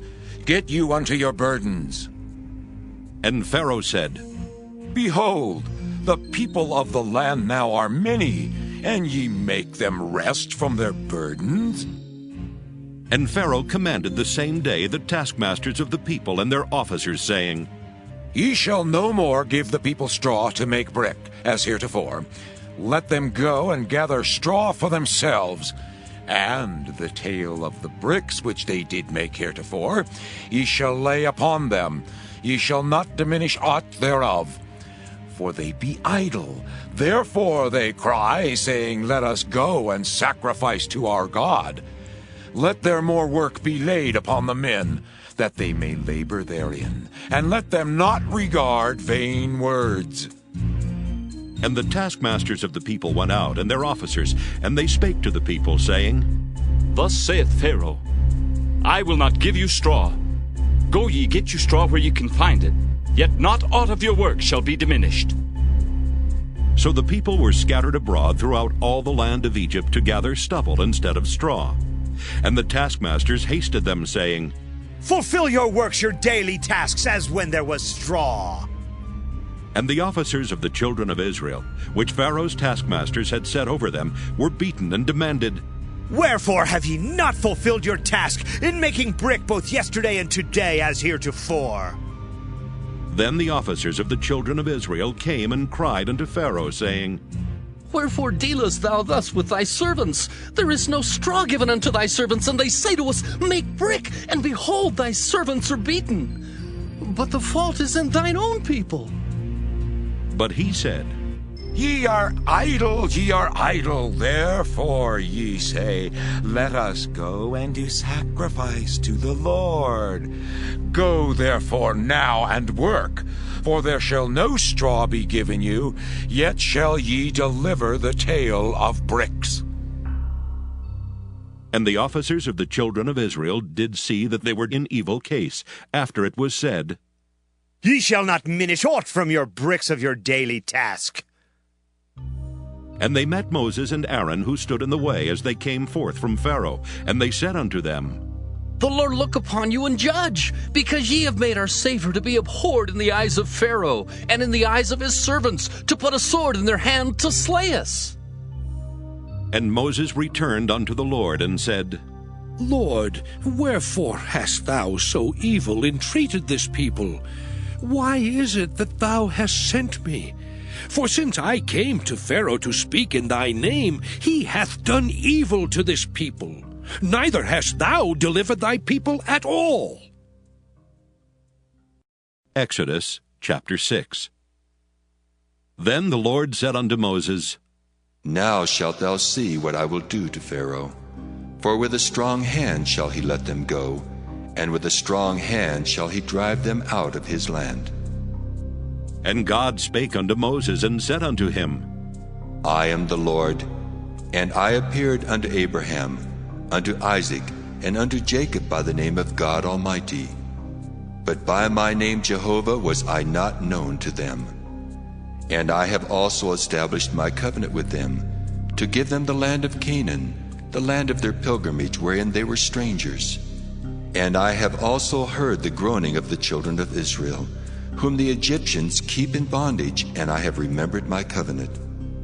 Wherefore say unto the children of Israel, I am the Lord, and I will bring you out from under the burdens of the Egyptians, and I will rid you out of their bondage, and I will redeem you with a stretched out arm and with great judgments. And I will take you to me for a people, and I will be to you a God. And ye shall know that I am the Lord your God, which bringeth you out from under the burdens of the Egyptians. And I will bring you in unto the land, concerning the which I did swear to give it to Abraham, to Isaac, and to Jacob. And I will give it you for an heritage. I am the Lord. And Moses spake so unto the children of Israel. But they hearkened not unto Moses for anguish of spirit and for cruel bondage. And the Lord spake unto Moses, saying, Go in, speak unto Pharaoh king of Egypt, that he let the children of Israel go out of his land. And Moses spake before the Lord, saying, Behold, the children of Israel have not hearkened unto me. How then shall Pharaoh hear me, who am of uncircumcised lips? And the Lord spake unto Moses and unto Aaron, and gave them a charge unto the children of Israel, and unto Pharaoh king of Egypt, to bring the children of Israel out of the land of Egypt. These be the heads of their fathers' houses.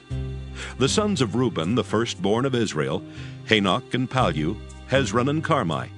These be the families of Reuben. And the sons of Simeon, Jemuel and Jamin, and Ohad and Jachin, and Zohar and Shaul, the son of a Canaanitish woman. These are the families of Simeon. And these are the names of the sons of Levi according to their generations, Gershon and Kohath and Merari. And the years of the life of Levi were 137 years. The sons of Gershon, Libni and Shimei according to their families. And the sons of Kohath, Amram and Izhar and Hebron and Uzziel. And the years of the life of Kohath were 133 years. And the sons of Merari, Mahali and Mushi. These are the families of Levi according to their generations. And Amram took him Jochebed, his father's sister, to wife, and she bare him Aaron and Moses. And the years of the life of Amram were 137 years. And the sons of Izhar, Korah and Nepheg and Zichri. And the sons of Uzziel, Mishael and Elzaphan and Zithri. And Aaron took him Elisheba, daughter of Amminadab, sister of Naashon, to wife, and she bare him Nadab and Abihu, Eleazar and Ithamar. And the sons of Korah, Asher and Elkanah, and Abisaph. These are the families of the Korhites. And Eleazar, Aaron's son, took him one of the daughters of Putiel to wife, and she bare him Phinehas. These are the heads of the fathers of the Levites, according to their families.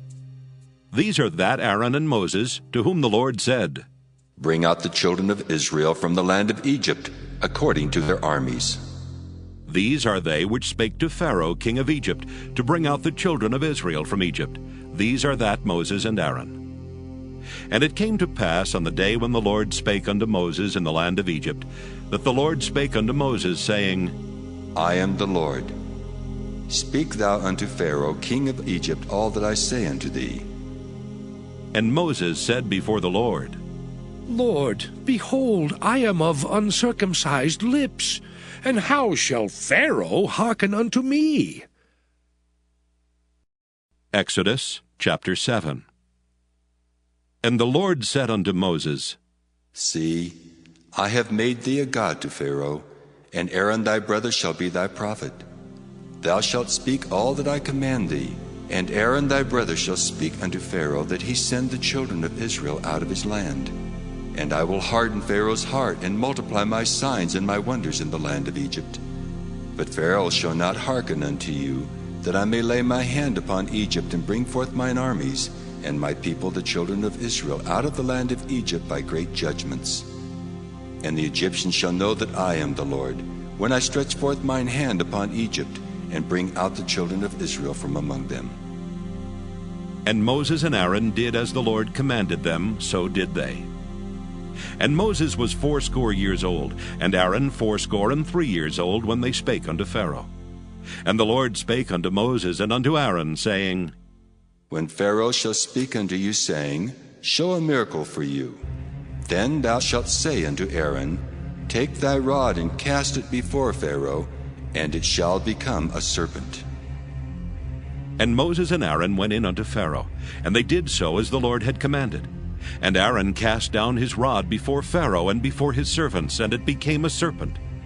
Then Pharaoh also called the wise men and the sorcerers. Now the magicians of Egypt, they also did in like manner with their enchantments. For they cast down every man his rod, and they became serpents. But Aaron's rod swallowed up their rods. And he hardened Pharaoh's heart, that he hearkened not unto them, as the Lord had said. And the Lord said unto Moses, Pharaoh's heart is hardened, he refuseth to let the people go. Get thee unto Pharaoh in the morning. Lo, he goeth out unto the water, and thou shalt stand by the river's brink against he come. And the rod which was turned to a serpent shalt thou take in thine hand, and thou shalt say unto him, The Lord God of the Hebrews hath sent me unto thee, saying, Let my people go, that they may serve me in the wilderness. And behold, hitherto thou wouldst not hear. Thus saith the Lord, In this thou shalt know that I am the Lord. Behold, I will smite with the rod that is in mine hand upon the waters which are in the river, and they shall be turned to blood. And the fish that is in the river shall die, and the river shall stink, and the Egyptians shall loathe to drink of the water of the river. And the Lord spake unto Moses, Say unto Aaron, Take thy rod and stretch out thine hand upon the waters of Egypt, upon their streams, upon their rivers, and upon their ponds, and upon all their pools of water, that they may become blood, and that there may be blood throughout all the land of Egypt, both in vessels of wood and in vessels of stone. And Moses and Aaron did so as the Lord commanded. And he lifted up the rod and smote the waters that were in the river, in the sight of Pharaoh, and in the sight of his servants. And all the waters that were in the river were turned to blood. And the fish that was in the river died, and the river stank, and the Egyptians could not drink of the water of the river. And there was blood throughout all the land of Egypt. And the magicians of Egypt did so with their enchantments, and Pharaoh's heart was hardened, neither did he hearken unto them as the Lord had said. And Pharaoh turned and went into his house, neither did he set his heart to this also. And all the Egyptians digged round about the river for water to drink, for they could not drink of the water of the river. And 7 days were fulfilled after that the Lord had smitten the river. Exodus chapter 8. And the Lord spake unto Moses, Go unto Pharaoh, and say unto him, Thus saith the Lord, Let my people go, that they may serve me. And if thou refuse to let them go, behold, I will smite all thy borders with frogs, and the river shall bring forth frogs abundantly, which shall go up and come into thine house, and into thy bedchamber, and upon thy bed, and into the house of thy servants, and upon thy people, and into thine ovens, and into thy kneading troughs. And the frogs shall come up both on thee, and upon thy people, and upon all thy servants. And the Lord spake unto Moses, Say unto Aaron, Stretch forth thine hand with thy rod over the streams, over the rivers and over the ponds, and cause frogs to come up upon the land of Egypt. And Aaron stretched out his hand over the waters of Egypt, and the frogs came up and covered the land of Egypt. And the magicians did so with their enchantments, and brought up frogs upon the land of Egypt. Then Pharaoh called for Moses and Aaron, and said, Entreat the Lord that he may take away the frogs from me and from my people, and I will let the people go, that they may do sacrifice unto the Lord. And Moses said unto Pharaoh, Glory over me. When shall I entreat for thee, and for thy servants, and for thy people, to destroy the frogs from thee and thy houses, that they may remain in the river only? And he said, Tomorrow. And he said, Be it according to thy word, that thou mayest know that there is none like unto the Lord our God. And the frogs shall depart from thee, and from thy houses, and from thy servants, and from thy people. They shall remain in the river only. And Moses and Aaron went out from Pharaoh. And Moses cried unto the Lord because of the frogs which he had brought against Pharaoh. And the Lord did according to the word of Moses, and the frogs died out of the houses, out of the villages, and out of the fields. And they gathered them together upon heaps, and the land stank. But when Pharaoh saw that there was respite, he hardened his heart, and hearkened not unto them, as the Lord had said. And the Lord said unto Moses, Say unto Aaron, Stretch out thy rod, and smite the dust of the land, that it may become lice throughout all the land of Egypt. And they did so. For Aaron stretched out his hand with his rod, and smote the dust of the earth, and it became lice in man and in beast. All the dust of the land became lice throughout all the land of Egypt. And the magicians did so with their enchantments to bring forth lice, but they could not. So there were lice upon man and upon beast. Then the magician said unto Pharaoh, This is the finger of God. And Pharaoh's heart was hardened, and he hearkened not unto them, as the Lord had said. And the Lord said unto Moses, Rise up early in the morning, and stand before Pharaoh. Lo, he cometh forth to the water, and say unto him, Thus saith the Lord, Let my people go, that they may serve me. Else, if thou wilt not let my people go, behold, I will send swarms of flies upon thee, and upon thy servants, and upon thy people, and into thy houses. And the houses of the Egyptians shall be full of swarms of flies, and also the ground whereon they are. And I will sever in that day the land of Goshen, in which my people dwell, that no swarms of flies shall be there. To the end thou mayest know that I am the Lord in the midst of the earth, and I will put a division between my people and thy people. Tomorrow shall this sign be. And the Lord did so. And there came a grievous swarm of flies into the house of Pharaoh, and into his servants' houses, and into all the land of Egypt. The land was corrupted by reason of the swarm of flies. And Pharaoh called for Moses and for Aaron, and said, Go ye, sacrifice to your God in the land.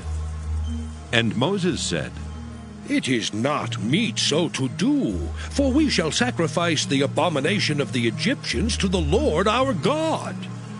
Lo, shall we sacrifice the abomination of the Egyptians before their eyes, and will they not stone us? We will go 3 days' journey into the wilderness, and sacrifice to the Lord our God, as he shall command us.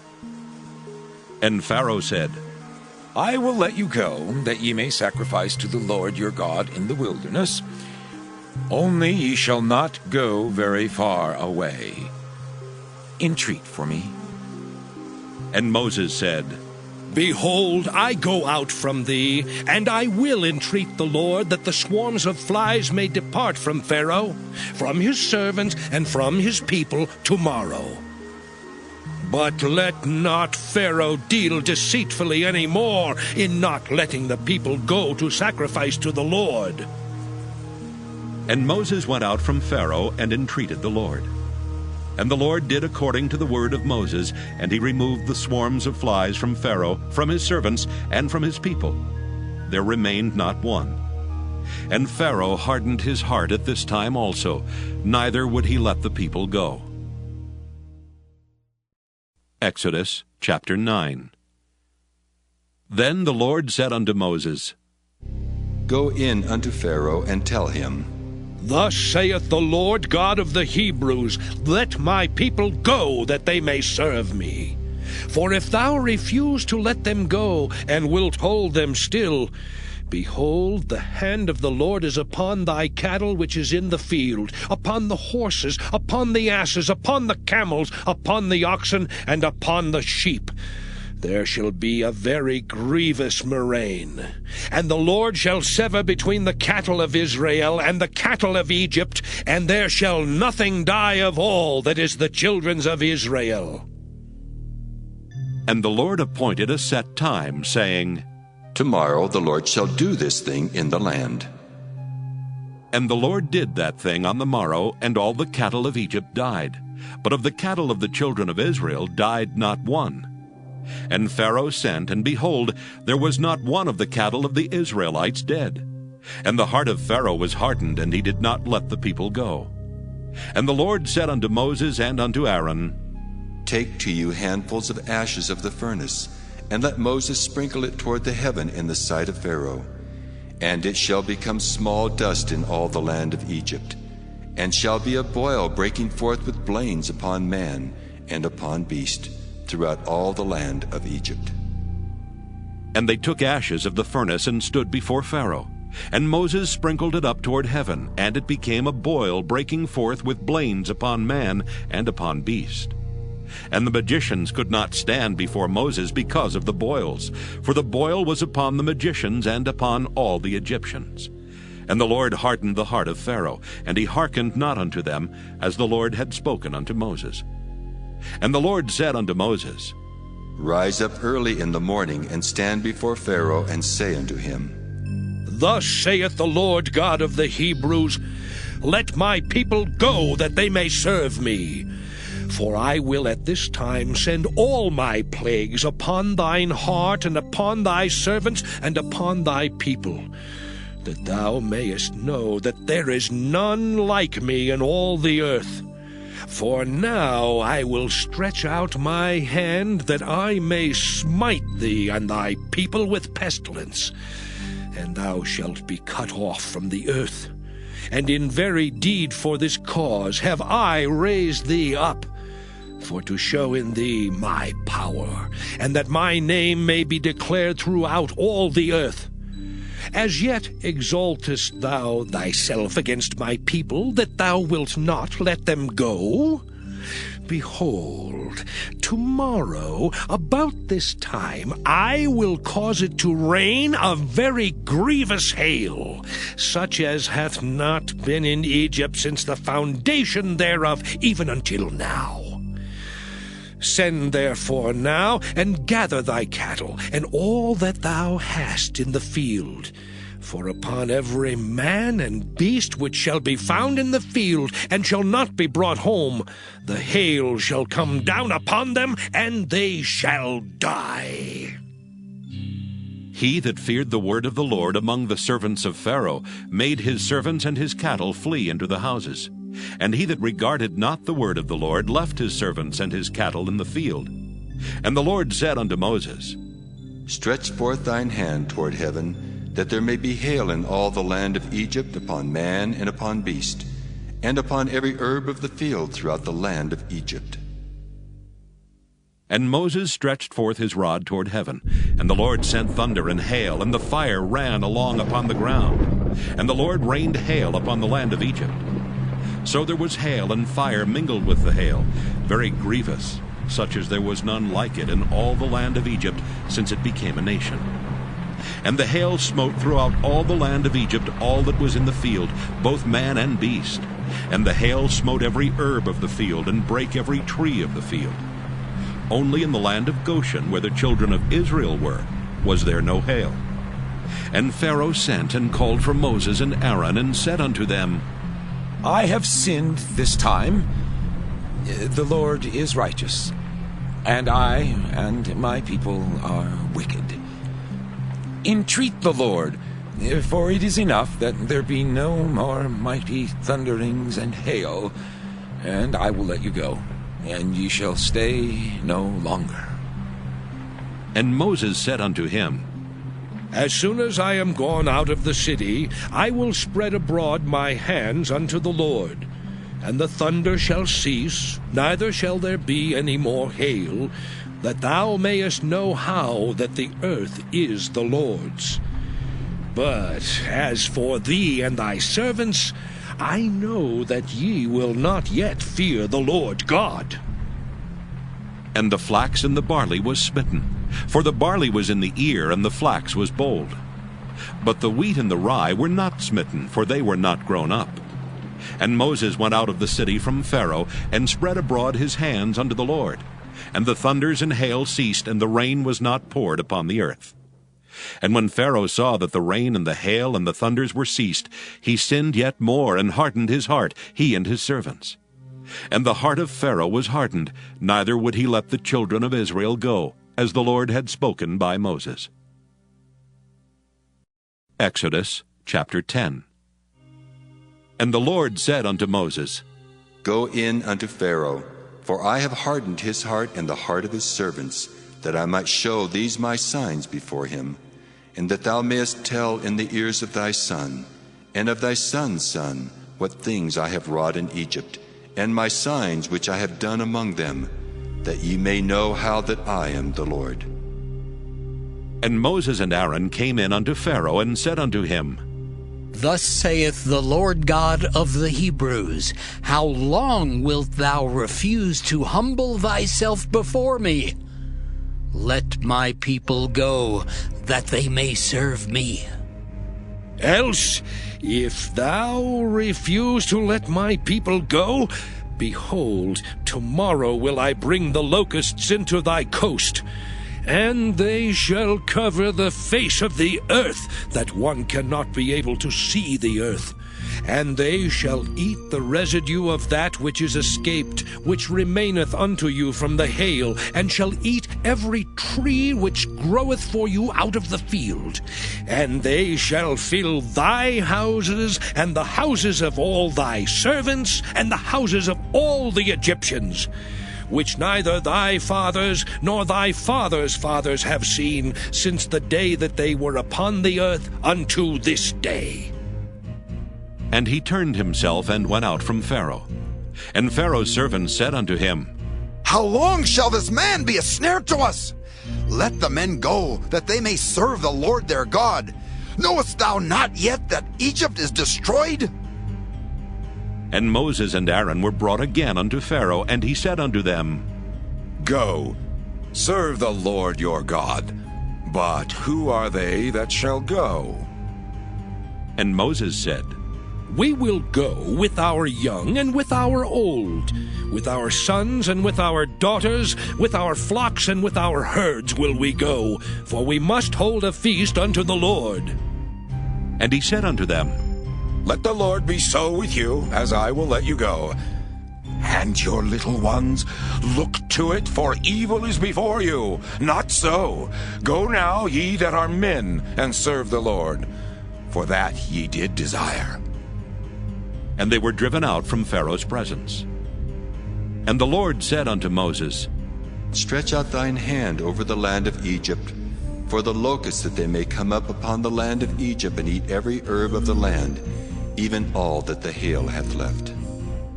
And Moses stretched forth his rod over the land of Egypt, and the Lord brought an east wind upon the land all that day and all that night. And when it was morning, the east wind brought the locusts. And the locusts went up over all the land of Egypt, and rested in all the coasts of Egypt. Very grievous were they. Before them there were no such locusts as they, neither after them shall be such. For they covered the face of the whole earth, so that the land was darkened. And they did eat every herb of the land, and all the fruit of the trees which the hail had left. And there remained not any green thing in the trees, or in the herbs of the field, through all the land of Egypt.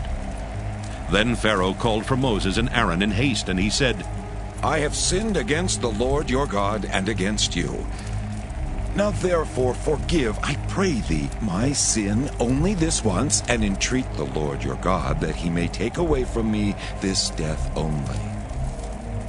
And he went out from Pharaoh and entreated the Lord. And the Lord turned a mighty strong west wind, which took away the locusts and cast them into the Red Sea. There remained not one locust in all the coasts of Egypt. But the Lord hardened Pharaoh's heart, so that he would not let the children of Israel go. And the Lord said unto Moses, Stretch out thine hand toward heaven, that there may be darkness over the land of Egypt, even darkness which may be felt. And Moses stretched forth his hand toward heaven, and there was a thick darkness in all the land of Egypt 3 days. They saw not one another, neither rose any from his place for 3 days. But all the children of Israel had light in their dwellings. And Pharaoh called unto Moses and said, Go ye, serve the Lord, only let your flocks and your herds be stayed. Let your little ones also go with you. And Moses said, Thou must give us also sacrifices and burnt offerings, that we may sacrifice unto the Lord our God. Our cattle also shall go with us. There shall not an hoof be left behind. For thereof must we take to serve the Lord our God. And we know not with what we must serve the Lord until we come thither. But the Lord hardened Pharaoh's heart, and he would not let them go. And Pharaoh said unto him, Get thee from me! Take heed to thyself, see my face no more, for in that day thou seest my face, thou shalt die. And Moses said, Thou hast spoken well. I will see thy face again no more. Exodus chapter 11. And the Lord said unto Moses, Yet will I bring one plague more upon Pharaoh and upon Egypt. Afterwards he will let you go hence. When he shall let you go, he shall surely thrust you out hence altogether. Speak now in the ears of the people, and let every man borrow of his neighbor, and every woman of her neighbor, jewels of silver and jewels of gold. And the Lord gave the people favor in the sight of the Egyptians. Moreover, the man Moses was very great in the land of Egypt, in the sight of Pharaoh's servants, and in the sight of the people. And Moses said, Thus saith the Lord, About midnight will I go out into the midst of Egypt, and all the firstborn in the land of Egypt shall die, from the firstborn of Pharaoh that sitteth upon his throne, even unto the firstborn of the maidservant that is behind the mill, and all the firstborn of beasts. And there shall be a great cry throughout all the land of Egypt, such as there was none like it, nor shall be like it any more. But against any of the children of Israel shall not a dog move his tongue, against man or beast, that ye may know how that the Lord doth put a difference between the Egyptians and Israel. And all these thy servants shall come down unto me, and bow down themselves unto me, saying, Get thee out, and all the people that follow thee. And after that I will go out. And he went out from Pharaoh in a great anger. And the Lord said unto Moses, Pharaoh shall not hearken unto you, that my wonders may be multiplied in the land of Egypt. And Moses and Aaron did all these wonders before Pharaoh. And the Lord hardened Pharaoh's heart, so that he would not let the children of Israel go out of his land. Exodus chapter 12. And the Lord spake unto Moses and Aaron in the land of Egypt, saying, This month shall be unto you the beginning of months. It shall be the first month of the year to you. Speak ye unto all the congregation of Israel, saying, In the 10th day of this month they shall take to them every man a lamb, according to the house of their fathers, a lamb for an house. And if the household be too little for the lamb, let him and his neighbor next unto his house take it according to the number of the souls. Every man according to his eating shall make your count for the lamb. Your lamb shall be without blemish, a male of the first year. Ye shall take it out from the sheep or from the goats, and ye shall keep it up until the 14th day of the same month. And the whole assembly of the congregation of Israel shall kill it in the evening. And they shall take of the blood, and strike it on the 2 side posts and on the upper doorpost of the houses wherein they shall eat it. And they shall eat the flesh in that night, roast with fire, and unleavened bread, and with bitter herbs they shall eat it.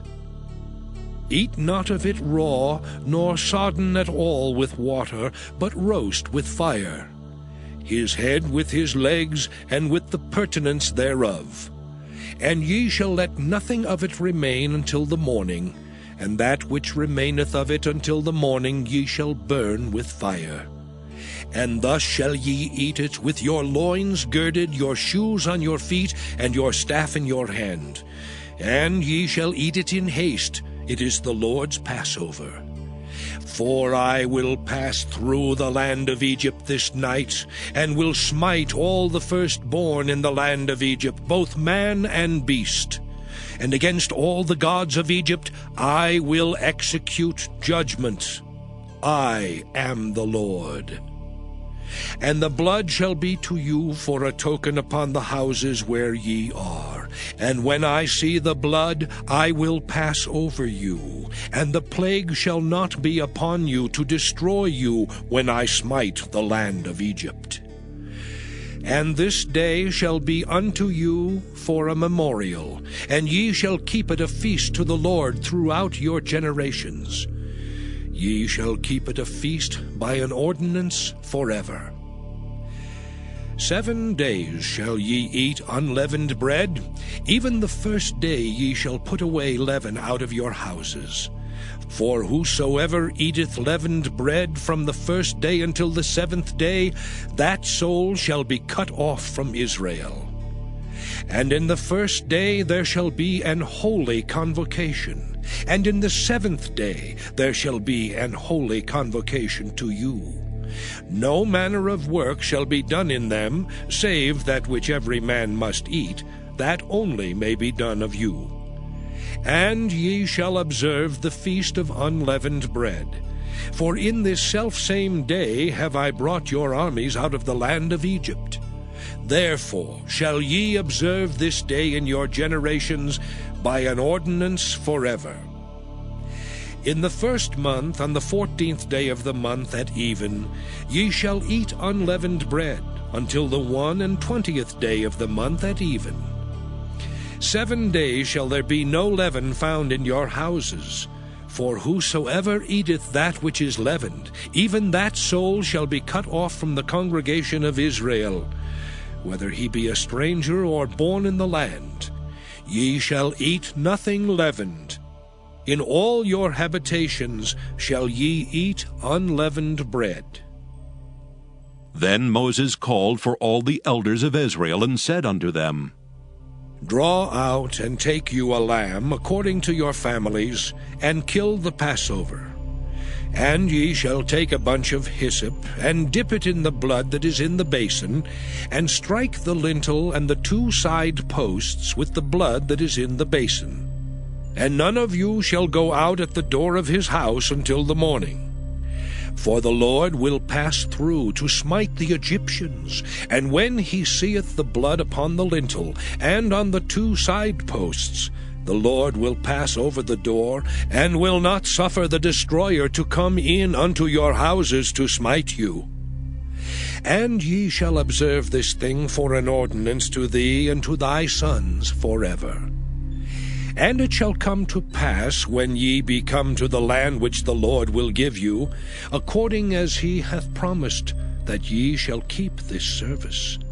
And it shall come to pass, when your children shall say unto you, What mean ye by this service?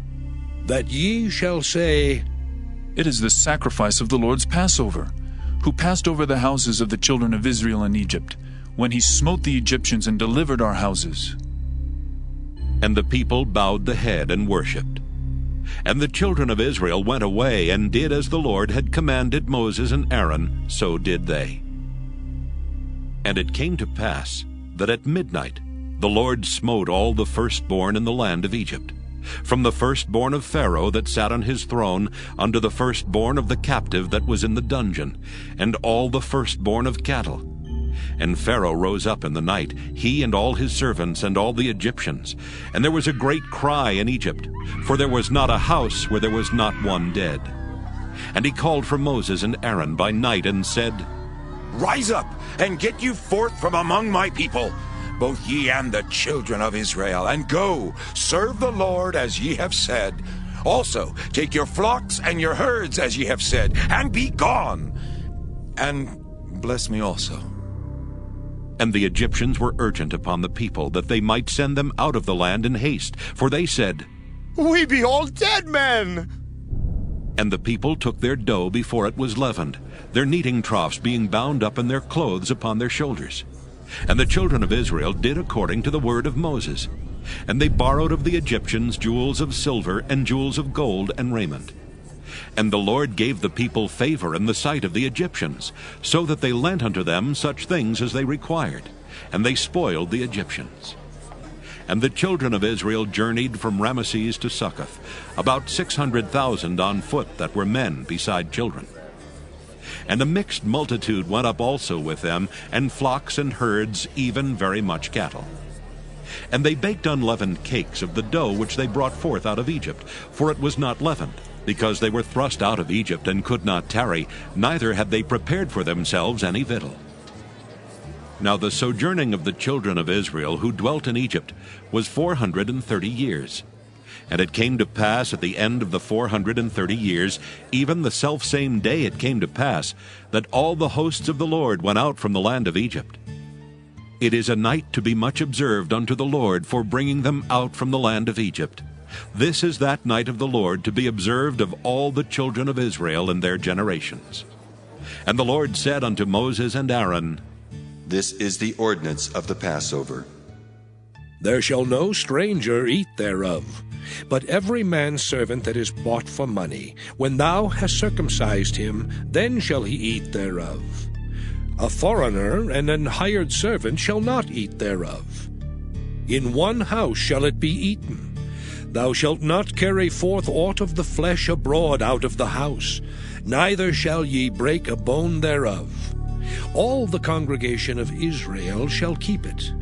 And when a stranger shall sojourn with thee, and will keep the Passover to the Lord, let all his males be circumcised, and then let him come near and keep it. And he shall be as one that is born in the land, for no uncircumcised person shall eat thereof. One law shall be to him that is homeborn, and unto the stranger that sojourneth among you. Thus did all the children of Israel. As the Lord commanded Moses and Aaron, so did they. And it came to pass the selfsame day that the Lord did bring the children of Israel out of the land of Egypt by their armies. Exodus chapter 13. And the Lord spake unto Moses, saying, Sanctify unto me all the firstborn, whatsoever openeth the womb among the children of Israel, both of man and of beast, it is mine. And Moses said unto the people, Remember this day in which ye came out from Egypt, out of the house of bondage. For by strength of hand the Lord brought you out from this place. There shall no leavened bread be eaten. This day came ye out in the month Abib. And it shall be when the Lord shall bring thee into the land of the Canaanites, and the Hittites, and the Amorites, and the Hivites, and the Jebusites, which he sware unto thy fathers to give thee, a land flowing with milk and honey, that thou shalt keep this service in this month. 7 days thou shalt eat unleavened bread, and in the 7th day shall be a feast to the Lord. Unleavened bread shall be eaten 7 days, and there shall no leavened bread be seen with thee, neither shall there be leaven seen with thee in all thy quarters. And thou shalt show thy son in that day, saying, This is done because of that which the Lord did unto me when I came forth out of Egypt. And it shall be for a sign unto thee upon thine hand, and for a memorial between thine eyes, that the Lord's law may be in thy mouth. For with a strong hand hath the Lord brought thee out of Egypt. Thou shalt therefore keep this ordinance in his season from year to year. And it shall be when the Lord shall bring thee into the land of the Canaanites, as he sware unto thee and to thy fathers, and shall give it thee, that thou shalt set apart unto the Lord all that openeth the matrix, and every firstling that cometh of a beast which thou hast, the males shall be the Lord's. And every firstling of an ass thou shalt redeem with a lamb. And if thou wilt not redeem it, then thou shalt break his neck. And all the firstborn of man among thy children shalt thou redeem. And it shall be when thy son asketh thee in time to come, saying, What is this? That thou shalt say unto him, By strength of hand the Lord brought us out from Egypt, from the house of bondage. And it came to pass, when Pharaoh would hardly let us go, that the Lord slew all the firstborn in the land of Egypt, both the firstborn of man and the firstborn of beast. Therefore I sacrificed to the Lord all that open the matrix, being males. But all the firstborn of my children I redeem. And it shall be for a token upon thine hand, and for frontlets between thine eyes. For by strength of hand the Lord brought us forth out of Egypt. And it came to pass, when Pharaoh had let the people go, that God led them not through the way of the land of the Philistines, although that was near. For God said, Lest peradventure the people repent when they see war, and they return to Egypt. But God led the people about through the way of the wilderness of the Red Sea, and the children of Israel went up harnessed out of the land of Egypt. And Moses took the bones of Joseph with him, for he had straitly sworn the children of Israel, saying, God will surely visit you, and ye shall carry up my bones away hence with you. And they took their journey from Succoth, and encamped in Etham in the edge of the wilderness. And the Lord went before them by day in a pillar of a cloud, to lead them the way, and by night in a pillar of fire, to give them light, to go by day and night. He took not away the pillar of the cloud by day, nor the pillar of fire by night from before the people. Exodus chapter 14. And the Lord spake unto Moses, saying, Speak unto the children of Israel, that they turn and encamp before Pi-hahiroth, between Migdol and the sea, over against Baal-zephon. Before it shall ye encamp by the sea. For Pharaoh will say of the children of Israel, They are entangled in the land, the wilderness hath shut them in. And I will harden Pharaoh's heart, that he shall follow after them. And I will be honored upon Pharaoh, and upon all his host, that the Egyptians may know that I am the Lord. And they did so. And it was told the king of Egypt that the people fled. And the heart of Pharaoh and of his servants was turned against the people, and they said, Why have we done this, that we have let Israel go from serving us? And he made ready his chariot and took his people with him. And he took 600 chosen chariots and all the chariots of Egypt, and captains over every one of them. And the Lord hardened the heart of Pharaoh, king of Egypt, and he pursued after the children of Israel. And the children of Israel went out with an high hand. But the Egyptians pursued after them, all the horses and chariots of Pharaoh, and his horsemen and his army, and overtook them encamping by the sea, beside Pi-hahiroth, before Baal-zephon. And when Pharaoh drew nigh, the children of Israel lifted up their eyes, and behold, the Egyptians marched after them. And they were sore afraid. And the children of Israel cried out unto the Lord. And they said unto Moses, Because there were no graves in Egypt, hast thou taken us away to die in the wilderness? Wherefore hast thou dealt thus with us, to carry us forth out of Egypt? Is not this the word that we did tell thee in Egypt, saying, Let us alone, that we may serve the Egyptians? For it had been better for us to serve the Egyptians, than that we should die in the wilderness. And Moses said unto the people, Fear ye not. Stand still and see the salvation of the Lord, which he will show to you today. For the Egyptians whom ye have seen today, ye shall see them again no more forever. The Lord shall fight for you, and ye shall hold your peace. And the Lord said unto Moses, Wherefore criest thou unto me? Speak unto the children of Israel that they go forward. But lift thou up thy rod, and stretch out thine hand over the sea, and divide it. And the children of Israel shall go on dry ground through the midst of the sea. And I, behold, I will harden the hearts of the Egyptians, and they shall follow them. And I will get me honor upon Pharaoh, and upon all his host, upon his chariots, and upon his horsemen. And the Egyptians shall know that I am the Lord, when I have gotten me honor upon Pharaoh, upon his chariots, and upon his horsemen. And the angel of God, which went before the camp of Israel, removed and went behind them. And the pillar of the cloud went from before their face, and stood behind them. And it came between the camp of the Egyptians and the camp of Israel, and it was a cloud and darkness to them, but it gave light by night to these, so that the one came not near the other all the night.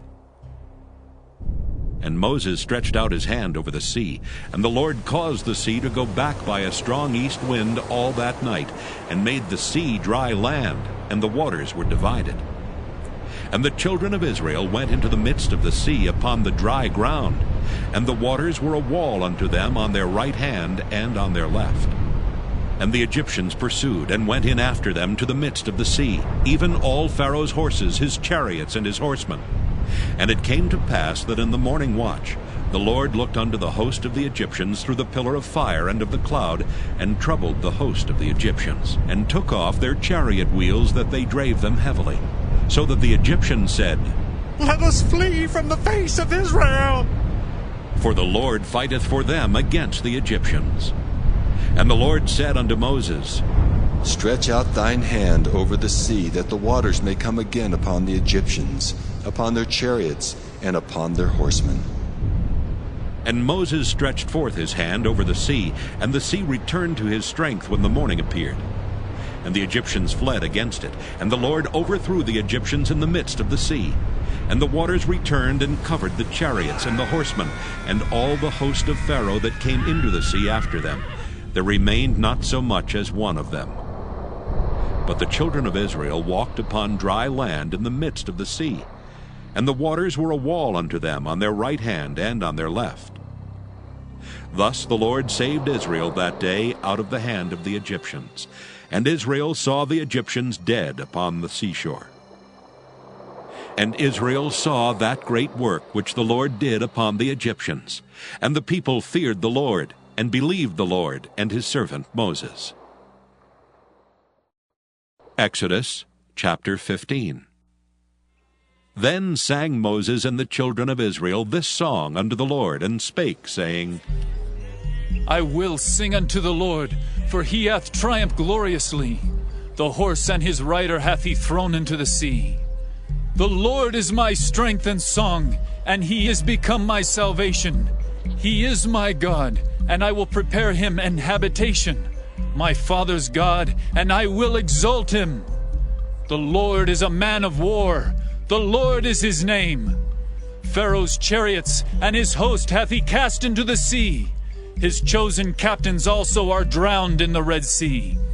The depths have covered them, they sank into the bottom as a stone.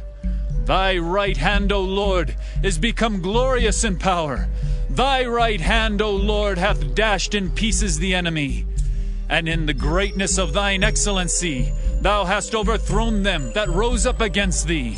Thou sentest forth thy wrath, which consumed them as stubble. And with a blast of thy nostrils the waters were gathered together. The flood stood upright as an heap, and the depths were congealed in the heart of the sea. The enemy said, I will pursue, I will overtake, I will divide the spoil. My lust shall be satisfied upon them. I will draw my sword, my hand shall destroy them. Thou didst blow with thy wind, the sea covered them, they sank as lead in the mighty waters. Who is like unto thee, O Lord, among the gods? Who is like thee, glorious in holiness, fearful in praises, doing wonders? Thou stretchest out thy right hand, the earth swallowed them. Thou in thy mercy hast led forth the people which thou hast redeemed. Thou hast guided them in thy strength unto thy holy habitation. The people shall hear and be afraid. Sorrow shall take hold on the inhabitants of Palestina. Then the dukes of Edom shall be amazed. The mighty men of Moab, trembling, shall take hold upon them. All the inhabitants of Canaan shall melt away. Fear and dread shall fall upon them. By the greatness of thine arm, they shall be as still as a stone. Till thy people pass over, O Lord. Till the people pass over which thou hast purchased. Thou shalt bring them in and plant them in the mountain of thine inheritance. In the place, O Lord, which thou hast made for thee to dwell in the sanctuary, O Lord, which thy hands have established. The Lord shall reign forever and ever. For the horse of Pharaoh went in with his chariots, and with his horsemen into the sea. And the Lord brought again the waters of the sea upon them. But the children of Israel went on dry land in the midst of the sea. And Miriam the prophetess, the sister of Aaron, took a timbrel in her hand. And all the women went out after her with timbrels and with dances. And Miriam answered them, Sing ye to the Lord, for he hath triumphed gloriously. The horse and his rider hath he thrown into the sea. So Moses brought Israel from the Red Sea, and they went out into the wilderness of Shur. And they went 3 days in the wilderness and found no water. And when they came to Marah, they could not drink of the waters of Marah, for they were bitter. Therefore the name of it was called Marah. And the people murmured against Moses, saying, What shall we drink? And he cried unto the Lord. And the Lord showed him a tree, which when he had cast into the waters were made sweet. There he made for them a statute and an ordinance, and there he proved them, and said, If thou wilt diligently hearken to the voice of the Lord thy God, and wilt do that which is right in his sight, and wilt give ear to his commandments, and keep all his statutes, I will put none of these diseases upon thee, which I have brought upon the Egyptians. For I am the Lord that healeth thee. And they came to Elim, where were 12 wells of water, and 70 palm trees, and they encamped there by the waters. Matthew 8. When he was come down from the mountain, great multitudes followed him. And behold, there came a leper, and worshipped him, saying, Lord, if thou wilt, thou canst make me clean. And Jesus put forth his hand, and touched him, saying, I will. Be thou clean. And immediately his leprosy was cleansed. And Jesus saith unto him, See thou tell no man, but go thy way, show thyself to the priest, and offer the gift that Moses commanded, for a testimony unto them. And when Jesus was entered into Capernaum, there came unto him a centurion, beseeching him, and saying, Lord, my servant lieth at home sick of the palsy, grievously tormented. And Jesus saith unto him, I will come and heal him. The centurion answered and said, Lord, I am not worthy that thou shouldest come under my roof.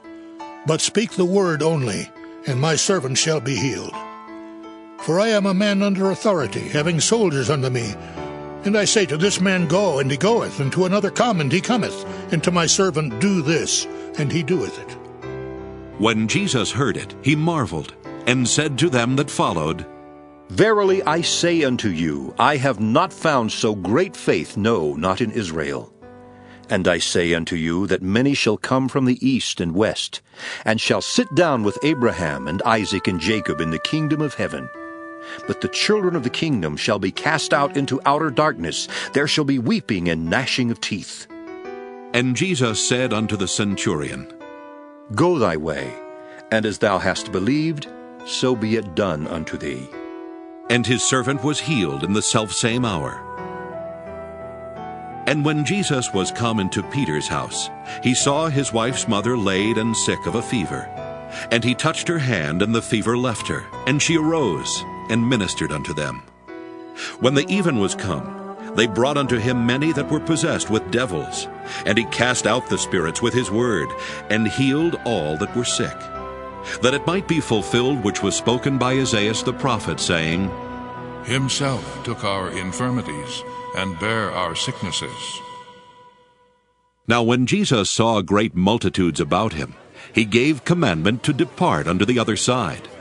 And a certain scribe came and said unto him, Master, I will follow thee whithersoever thou goest. And Jesus saith unto him, The foxes have holes, and the birds of the air have nests, but the Son of Man hath not where to lay his head. And another of his disciples said unto him, Lord, suffer me first to go and bury my father. But Jesus said unto him, Follow me, and let the dead bury their dead. And when he was entered into a ship, his disciples followed him. And behold, there arose a great tempest in the sea, insomuch that the ship was covered with the waves, but he was asleep. And his disciples came to him and awoke him, saying, Lord, save us! We perish! And he saith unto them, Why are ye fearful, O ye of little faith? Then he arose and rebuked the winds and the sea, and there was great calm. But the men marveled, saying, What manner of man is this, that even the winds and the sea obey him?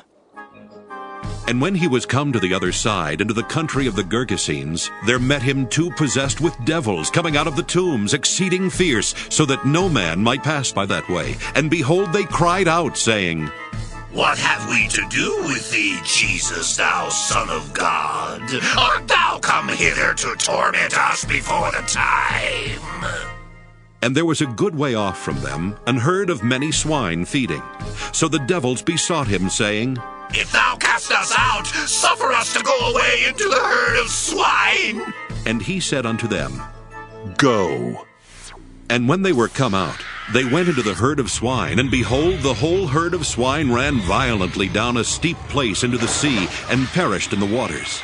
And they that kept them fled, and went their ways into the city, and told everything, and what was befallen to the possessed of the devils. And behold, the whole city came out to meet Jesus, and when they saw him, they besought him that he would depart out of their coasts. Matthew 9. And he entered into a ship, and passed over, and came into his own city. And behold, they brought to him a man sick of the palsy, lying on a bed. And Jesus, seeing their faith, said unto the sick of the palsy, Son, be of good cheer, thy sins be forgiven thee.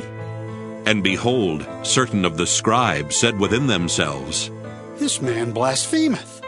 And Jesus, knowing their thoughts, said, Wherefore think ye evil in your hearts?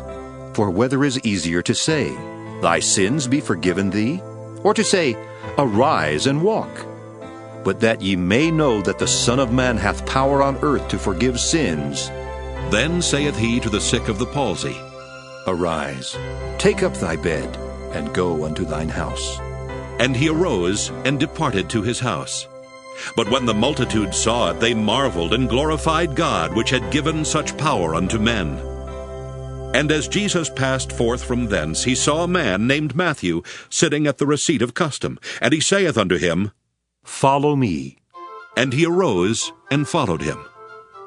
And it came to pass, as Jesus sat at meat in the house, behold, many publicans and sinners came and sat down with him and his disciples. And when the Pharisees saw it, they said unto his disciples, Why eateth your master with publicans and sinners? But when Jesus heard that, he said unto them, They that be whole need not a physician, but they that are sick. But go ye and learn what that meaneth. I will have mercy and not sacrifice. For I am not come to call the righteous, but sinners to repentance.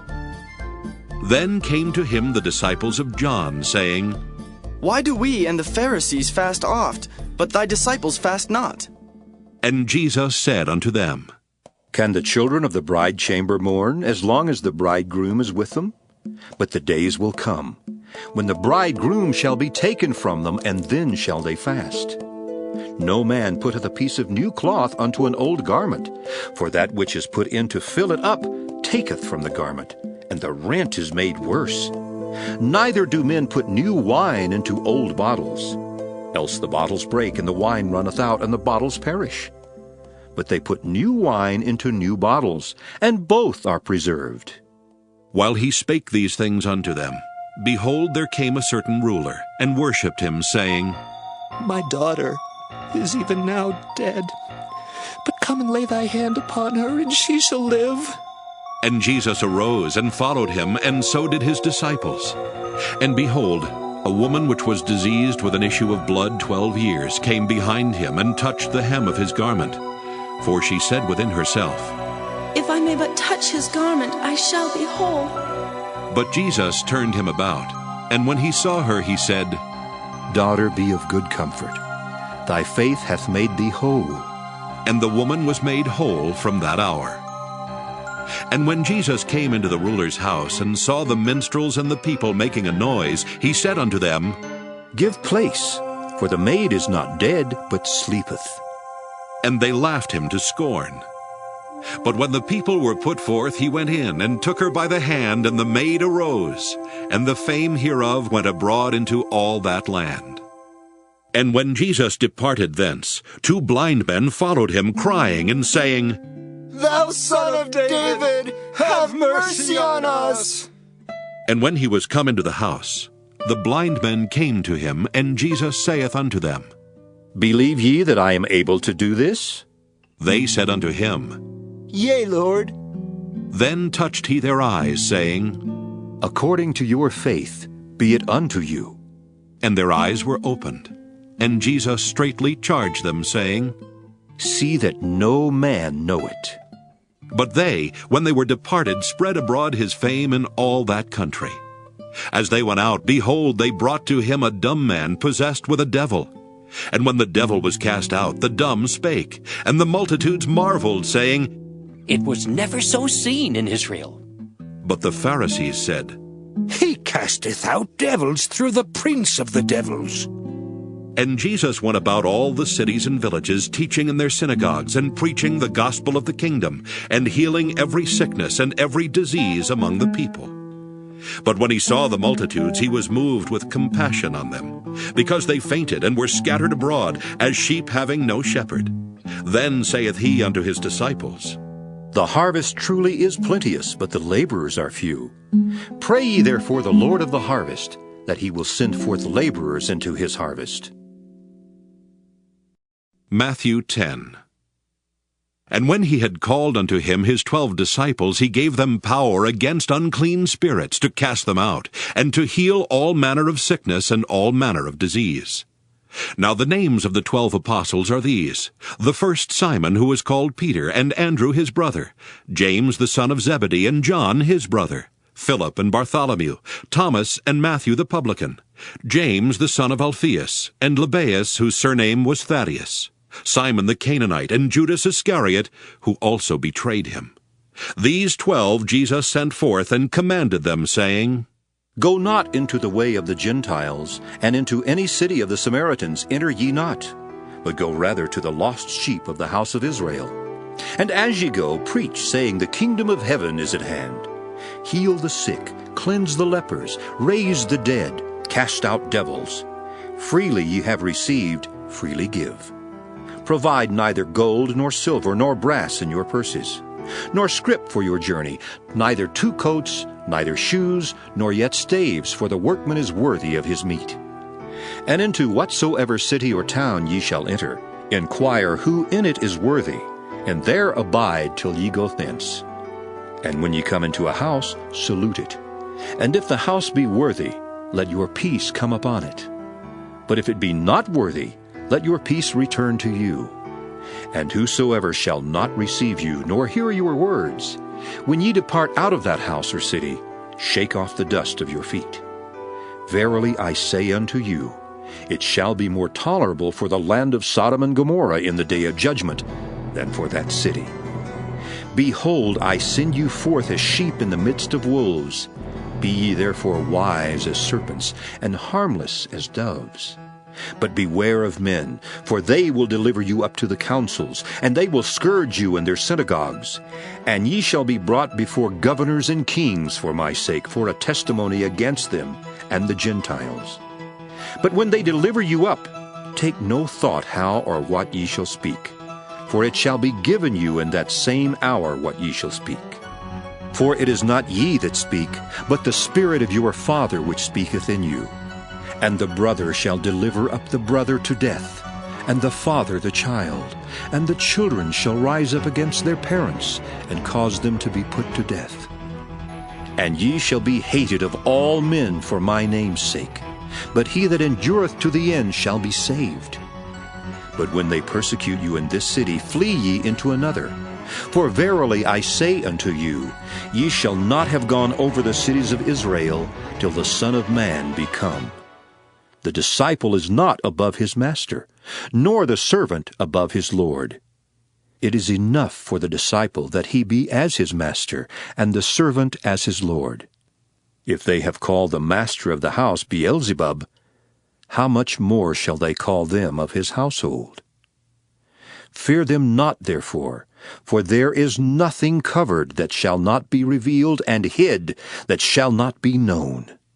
What I tell you in darkness, that speak ye in light.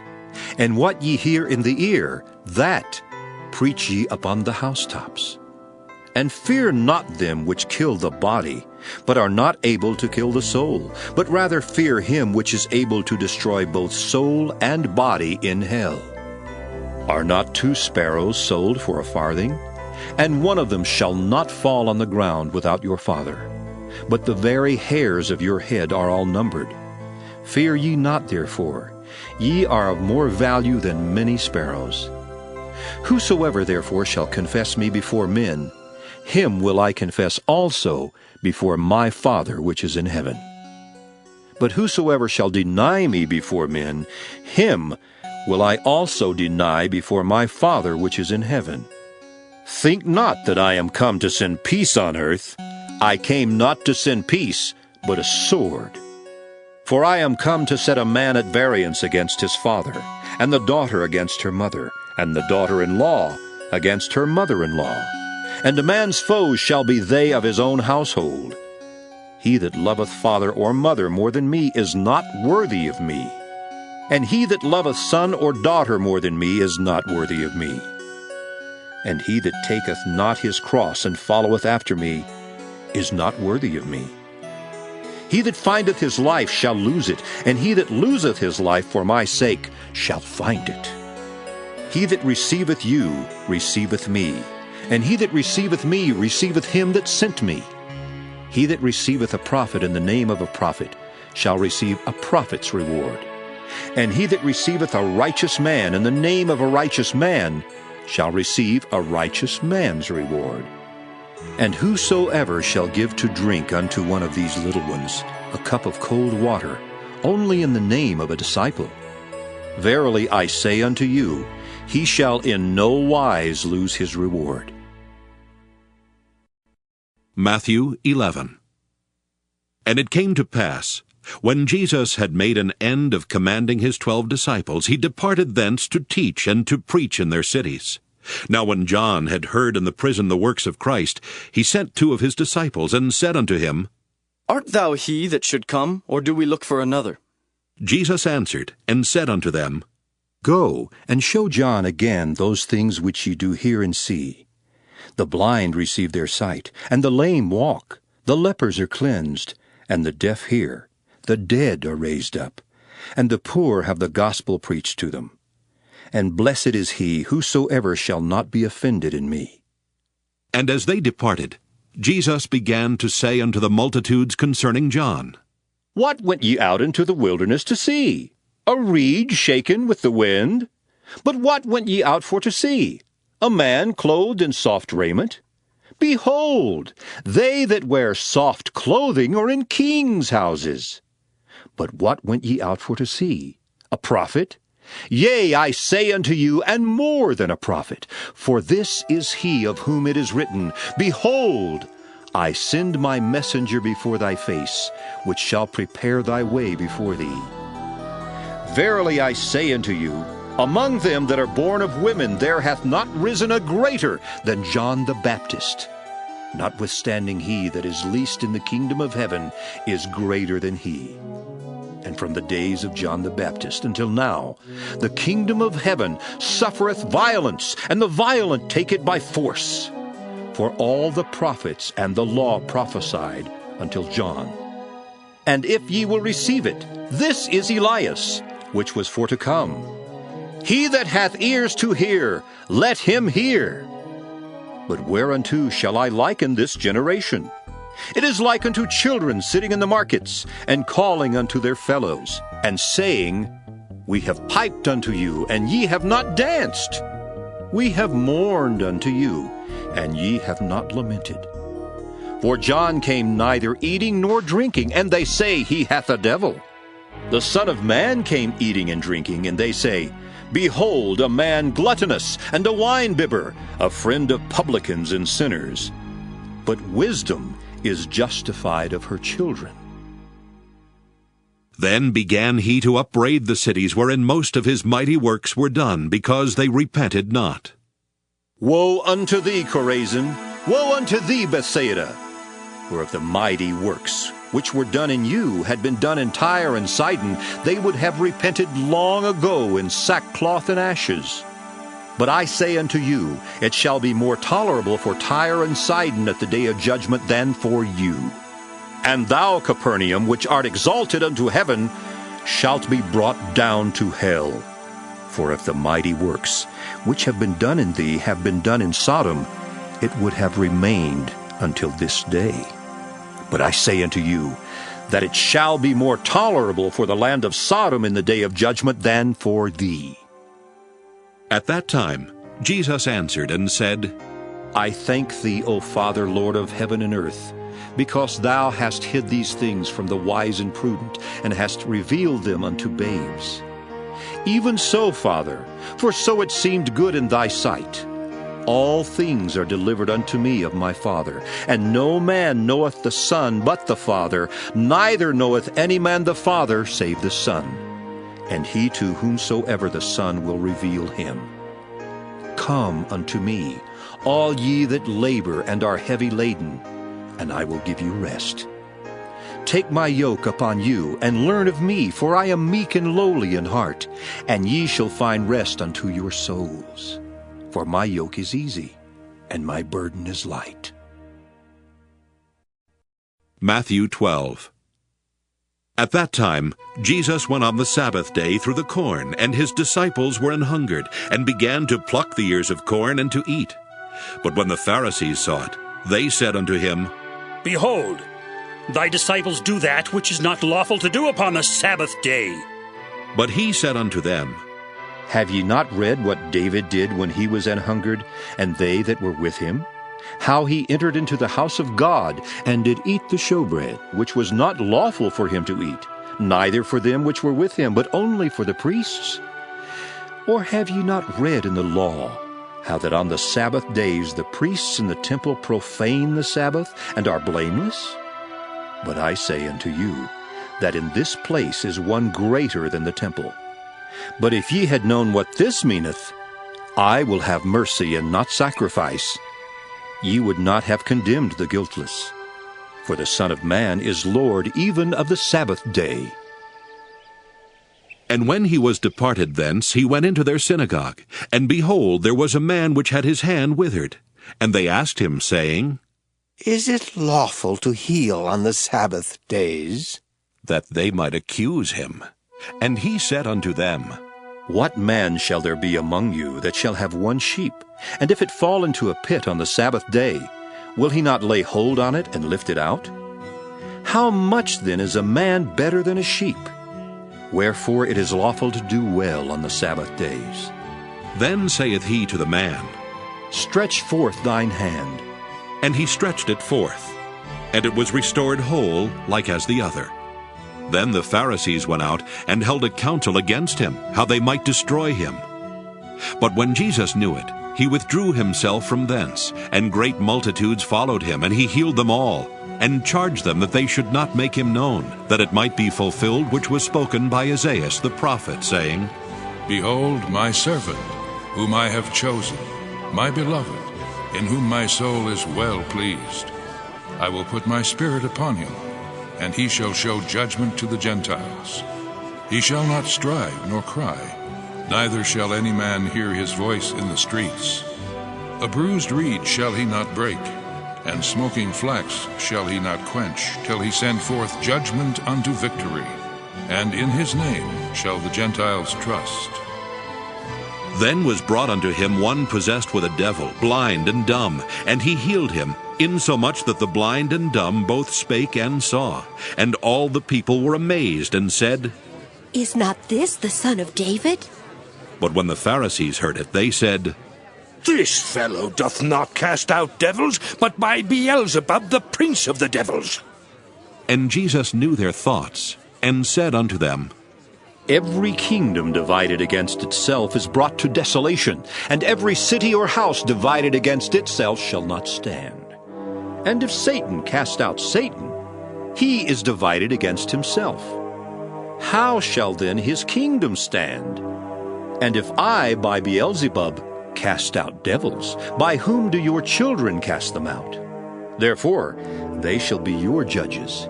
But if I cast out devils by the Spirit of God, then the kingdom of God is come unto you.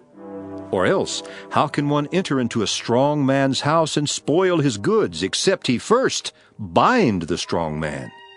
And then he will spoil his house. He that is not with me is against me, and he that gathereth not with me scattereth abroad. Wherefore I say unto you, all manner of sin and blasphemy shall be forgiven unto men, but the blasphemy against the Holy Ghost shall not be forgiven unto men. And whosoever speaketh a word against the Son of Man, it shall be forgiven him. But whosoever speaketh against the Holy Ghost, it shall not be forgiven him, neither in this world, neither in the world to come. Either make the tree good and his fruit good, or else make the tree corrupt and his fruit corrupt. For the tree is known by his fruit. O generation of vipers, how can ye, being evil, speak good things? For out of the abundance of the heart the mouth speaketh.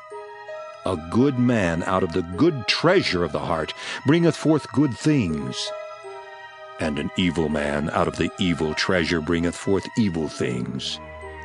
But I say unto you, that every idle word that men shall speak, they shall give account thereof in the day of judgment. For by thy words thou shalt be justified, and by thy words thou shalt be condemned. Then certain of the scribes and of the Pharisees answered, saying, Master, we would see a sign from thee. But he answered and said unto them, An evil and adulterous generation seeketh after a sign. And there shall no sign be given to it but the sign of the prophet Jonas. For as Jonas was 3 days and 3 nights in the whale's belly, so shall the Son of Man be 3 days and 3 nights in the heart of the earth. The men of Nineveh shall rise in judgment with this generation, and shall condemn it. because they repented at the preaching of Jonas, and behold, a greater than Jonas is here. The queen of the south shall rise up in the judgment with this generation, and shall condemn it. For she came from the uttermost parts of the earth to hear the wisdom of Solomon. And behold, a greater than Solomon is here. When the unclean spirit is gone out of a man, he walketh through dry places seeking rest, and findeth none. Then he saith, I will return into my house from whence I came out. And when he is come, he findeth it empty, swept, and garnished. Then goeth he and taketh with himself 7 other spirits more wicked than himself. And they enter in and dwell there. And the last state of that man is worse than the first. Even so shall it be also unto this wicked generation. While he yet talked to the people, behold, his mother and his brethren stood without, desiring to speak with him. Then one said unto him, Behold, thy mother and thy brethren stand without, desiring to speak with thee. But he answered and said unto him that told him, Who is my mother, and who are my brethren? And he stretched forth his hand toward his disciples, and said, Behold my mother and my brethren.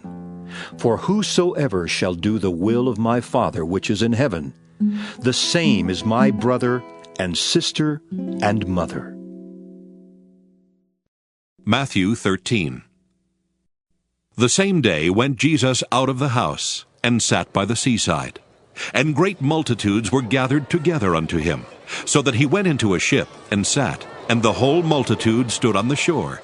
And he spake many things unto them in parables, saying, Behold, a sower went forth to sow. And when he sowed, some seeds fell by the wayside, and the fowls came and devoured them up. Some fell upon stony places, where they had not much earth, and forthwith they sprung up, because they had no deepness of earth. And when the sun was up, they were scorched, and because they had no root, they withered away. And some fell among thorns, and the thorns sprung up and choked them.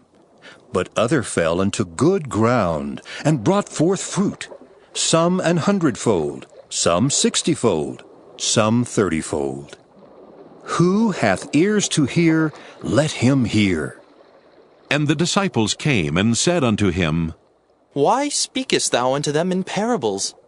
He answered and said unto them, Because it is given unto you to know the mysteries of the kingdom of heaven, but to them it is not given.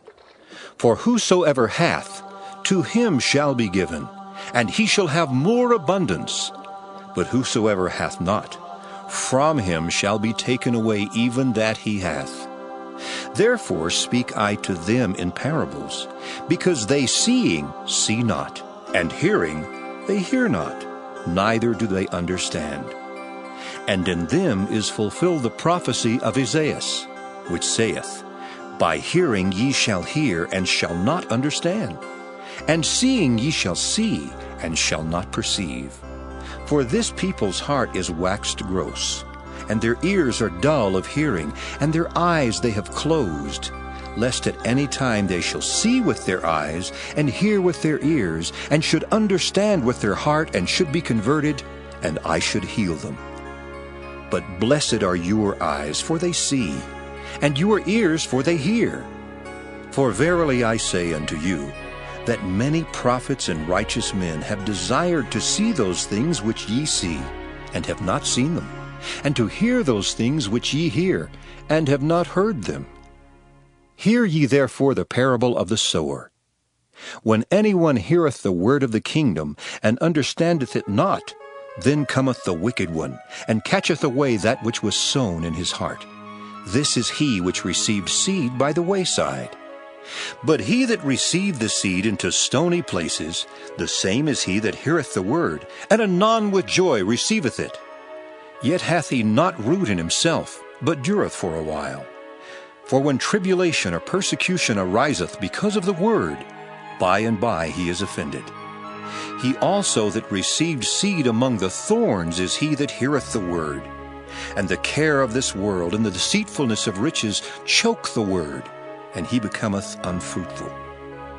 But he that received seed into the good ground is he that heareth the word and understandeth it, which also beareth fruit, and bringeth forth some 100-fold, some 60, some 30. Another parable put he forth unto them, saying, The kingdom of heaven is likened unto a man which sowed good seed in his field. But while men slept, his enemy came and sowed tares among the wheat, and went his way. But when the blade was sprung up and brought forth fruit, then appeared the tares also. So the servants of the householder came and said unto him, Sir, didst not thou sow good seed in thy field? From whence then hath it tares? He said unto them, An enemy hath done this. The servants said unto him, Wilt thou then that we go and gather them up? But he said, Nay, lest while ye gather up the tares, ye root up also the wheat with them. Let both grow together until the harvest. And in the time of harvest I will say to the reapers, Gather ye together first the tares, and bind them in bundles to burn them, but gather the wheat into my barn. Another parable put he forth unto them, saying, The kingdom of heaven is like a grain of mustard seed, which a man took and sowed in his field, which indeed is the least of all seeds.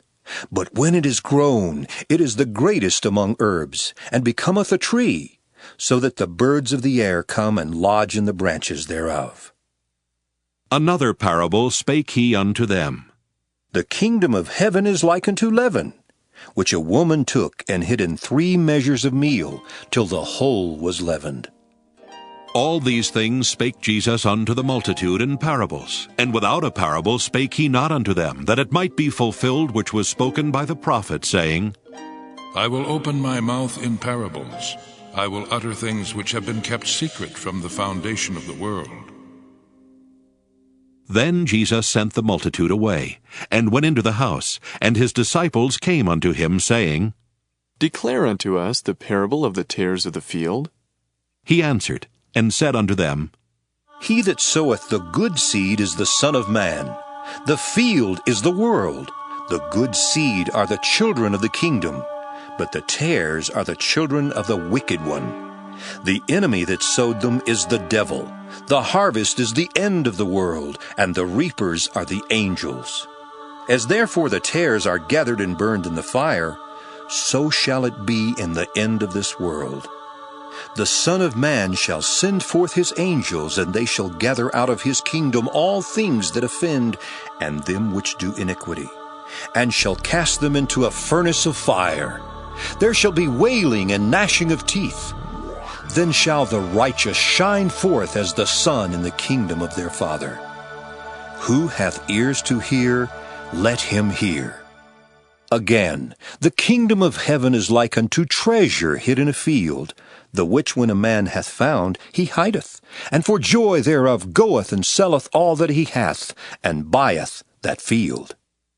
Again, the kingdom of heaven is like unto a merchantman seeking goodly pearls, who, when he had found one pearl of great price, went and sold all that he had, and bought it. Again, the kingdom of heaven is like unto a net, that was cast into the sea, and gathered of every kind, which when it was full they drew to shore, and set down, and gathered the good into vessels, but cast the bad away. So shall it be at the end of the world. The angels shall come forth, and sever the wicked from among the just, and shall cast them into the furnace of fire. There shall be wailing and gnashing of teeth. Jesus saith unto them, Have ye understood all these things? They say unto him, Yea, Lord. Then said he unto them, Therefore every scribe which is instructed unto the kingdom of heaven is like unto a man that is an householder, which bringeth forth out of his treasure things new and old. And it came to pass that when Jesus had finished these parables, he departed thence. And when he was come into his own country, he taught them in their synagogue, insomuch that they were astonished, and said, Whence hath this man this wisdom, and these mighty works? Is not this the carpenter's son? Is not his mother called Mary, and his brethren, James and Joseph, and Simon and Judas? And his sisters, are they not all with us? Whence then hath this man all these things? And they were offended in him. But Jesus said unto them, A prophet is not without honor save in his own country and in his own house. And he did not many mighty works there because of their unbelief.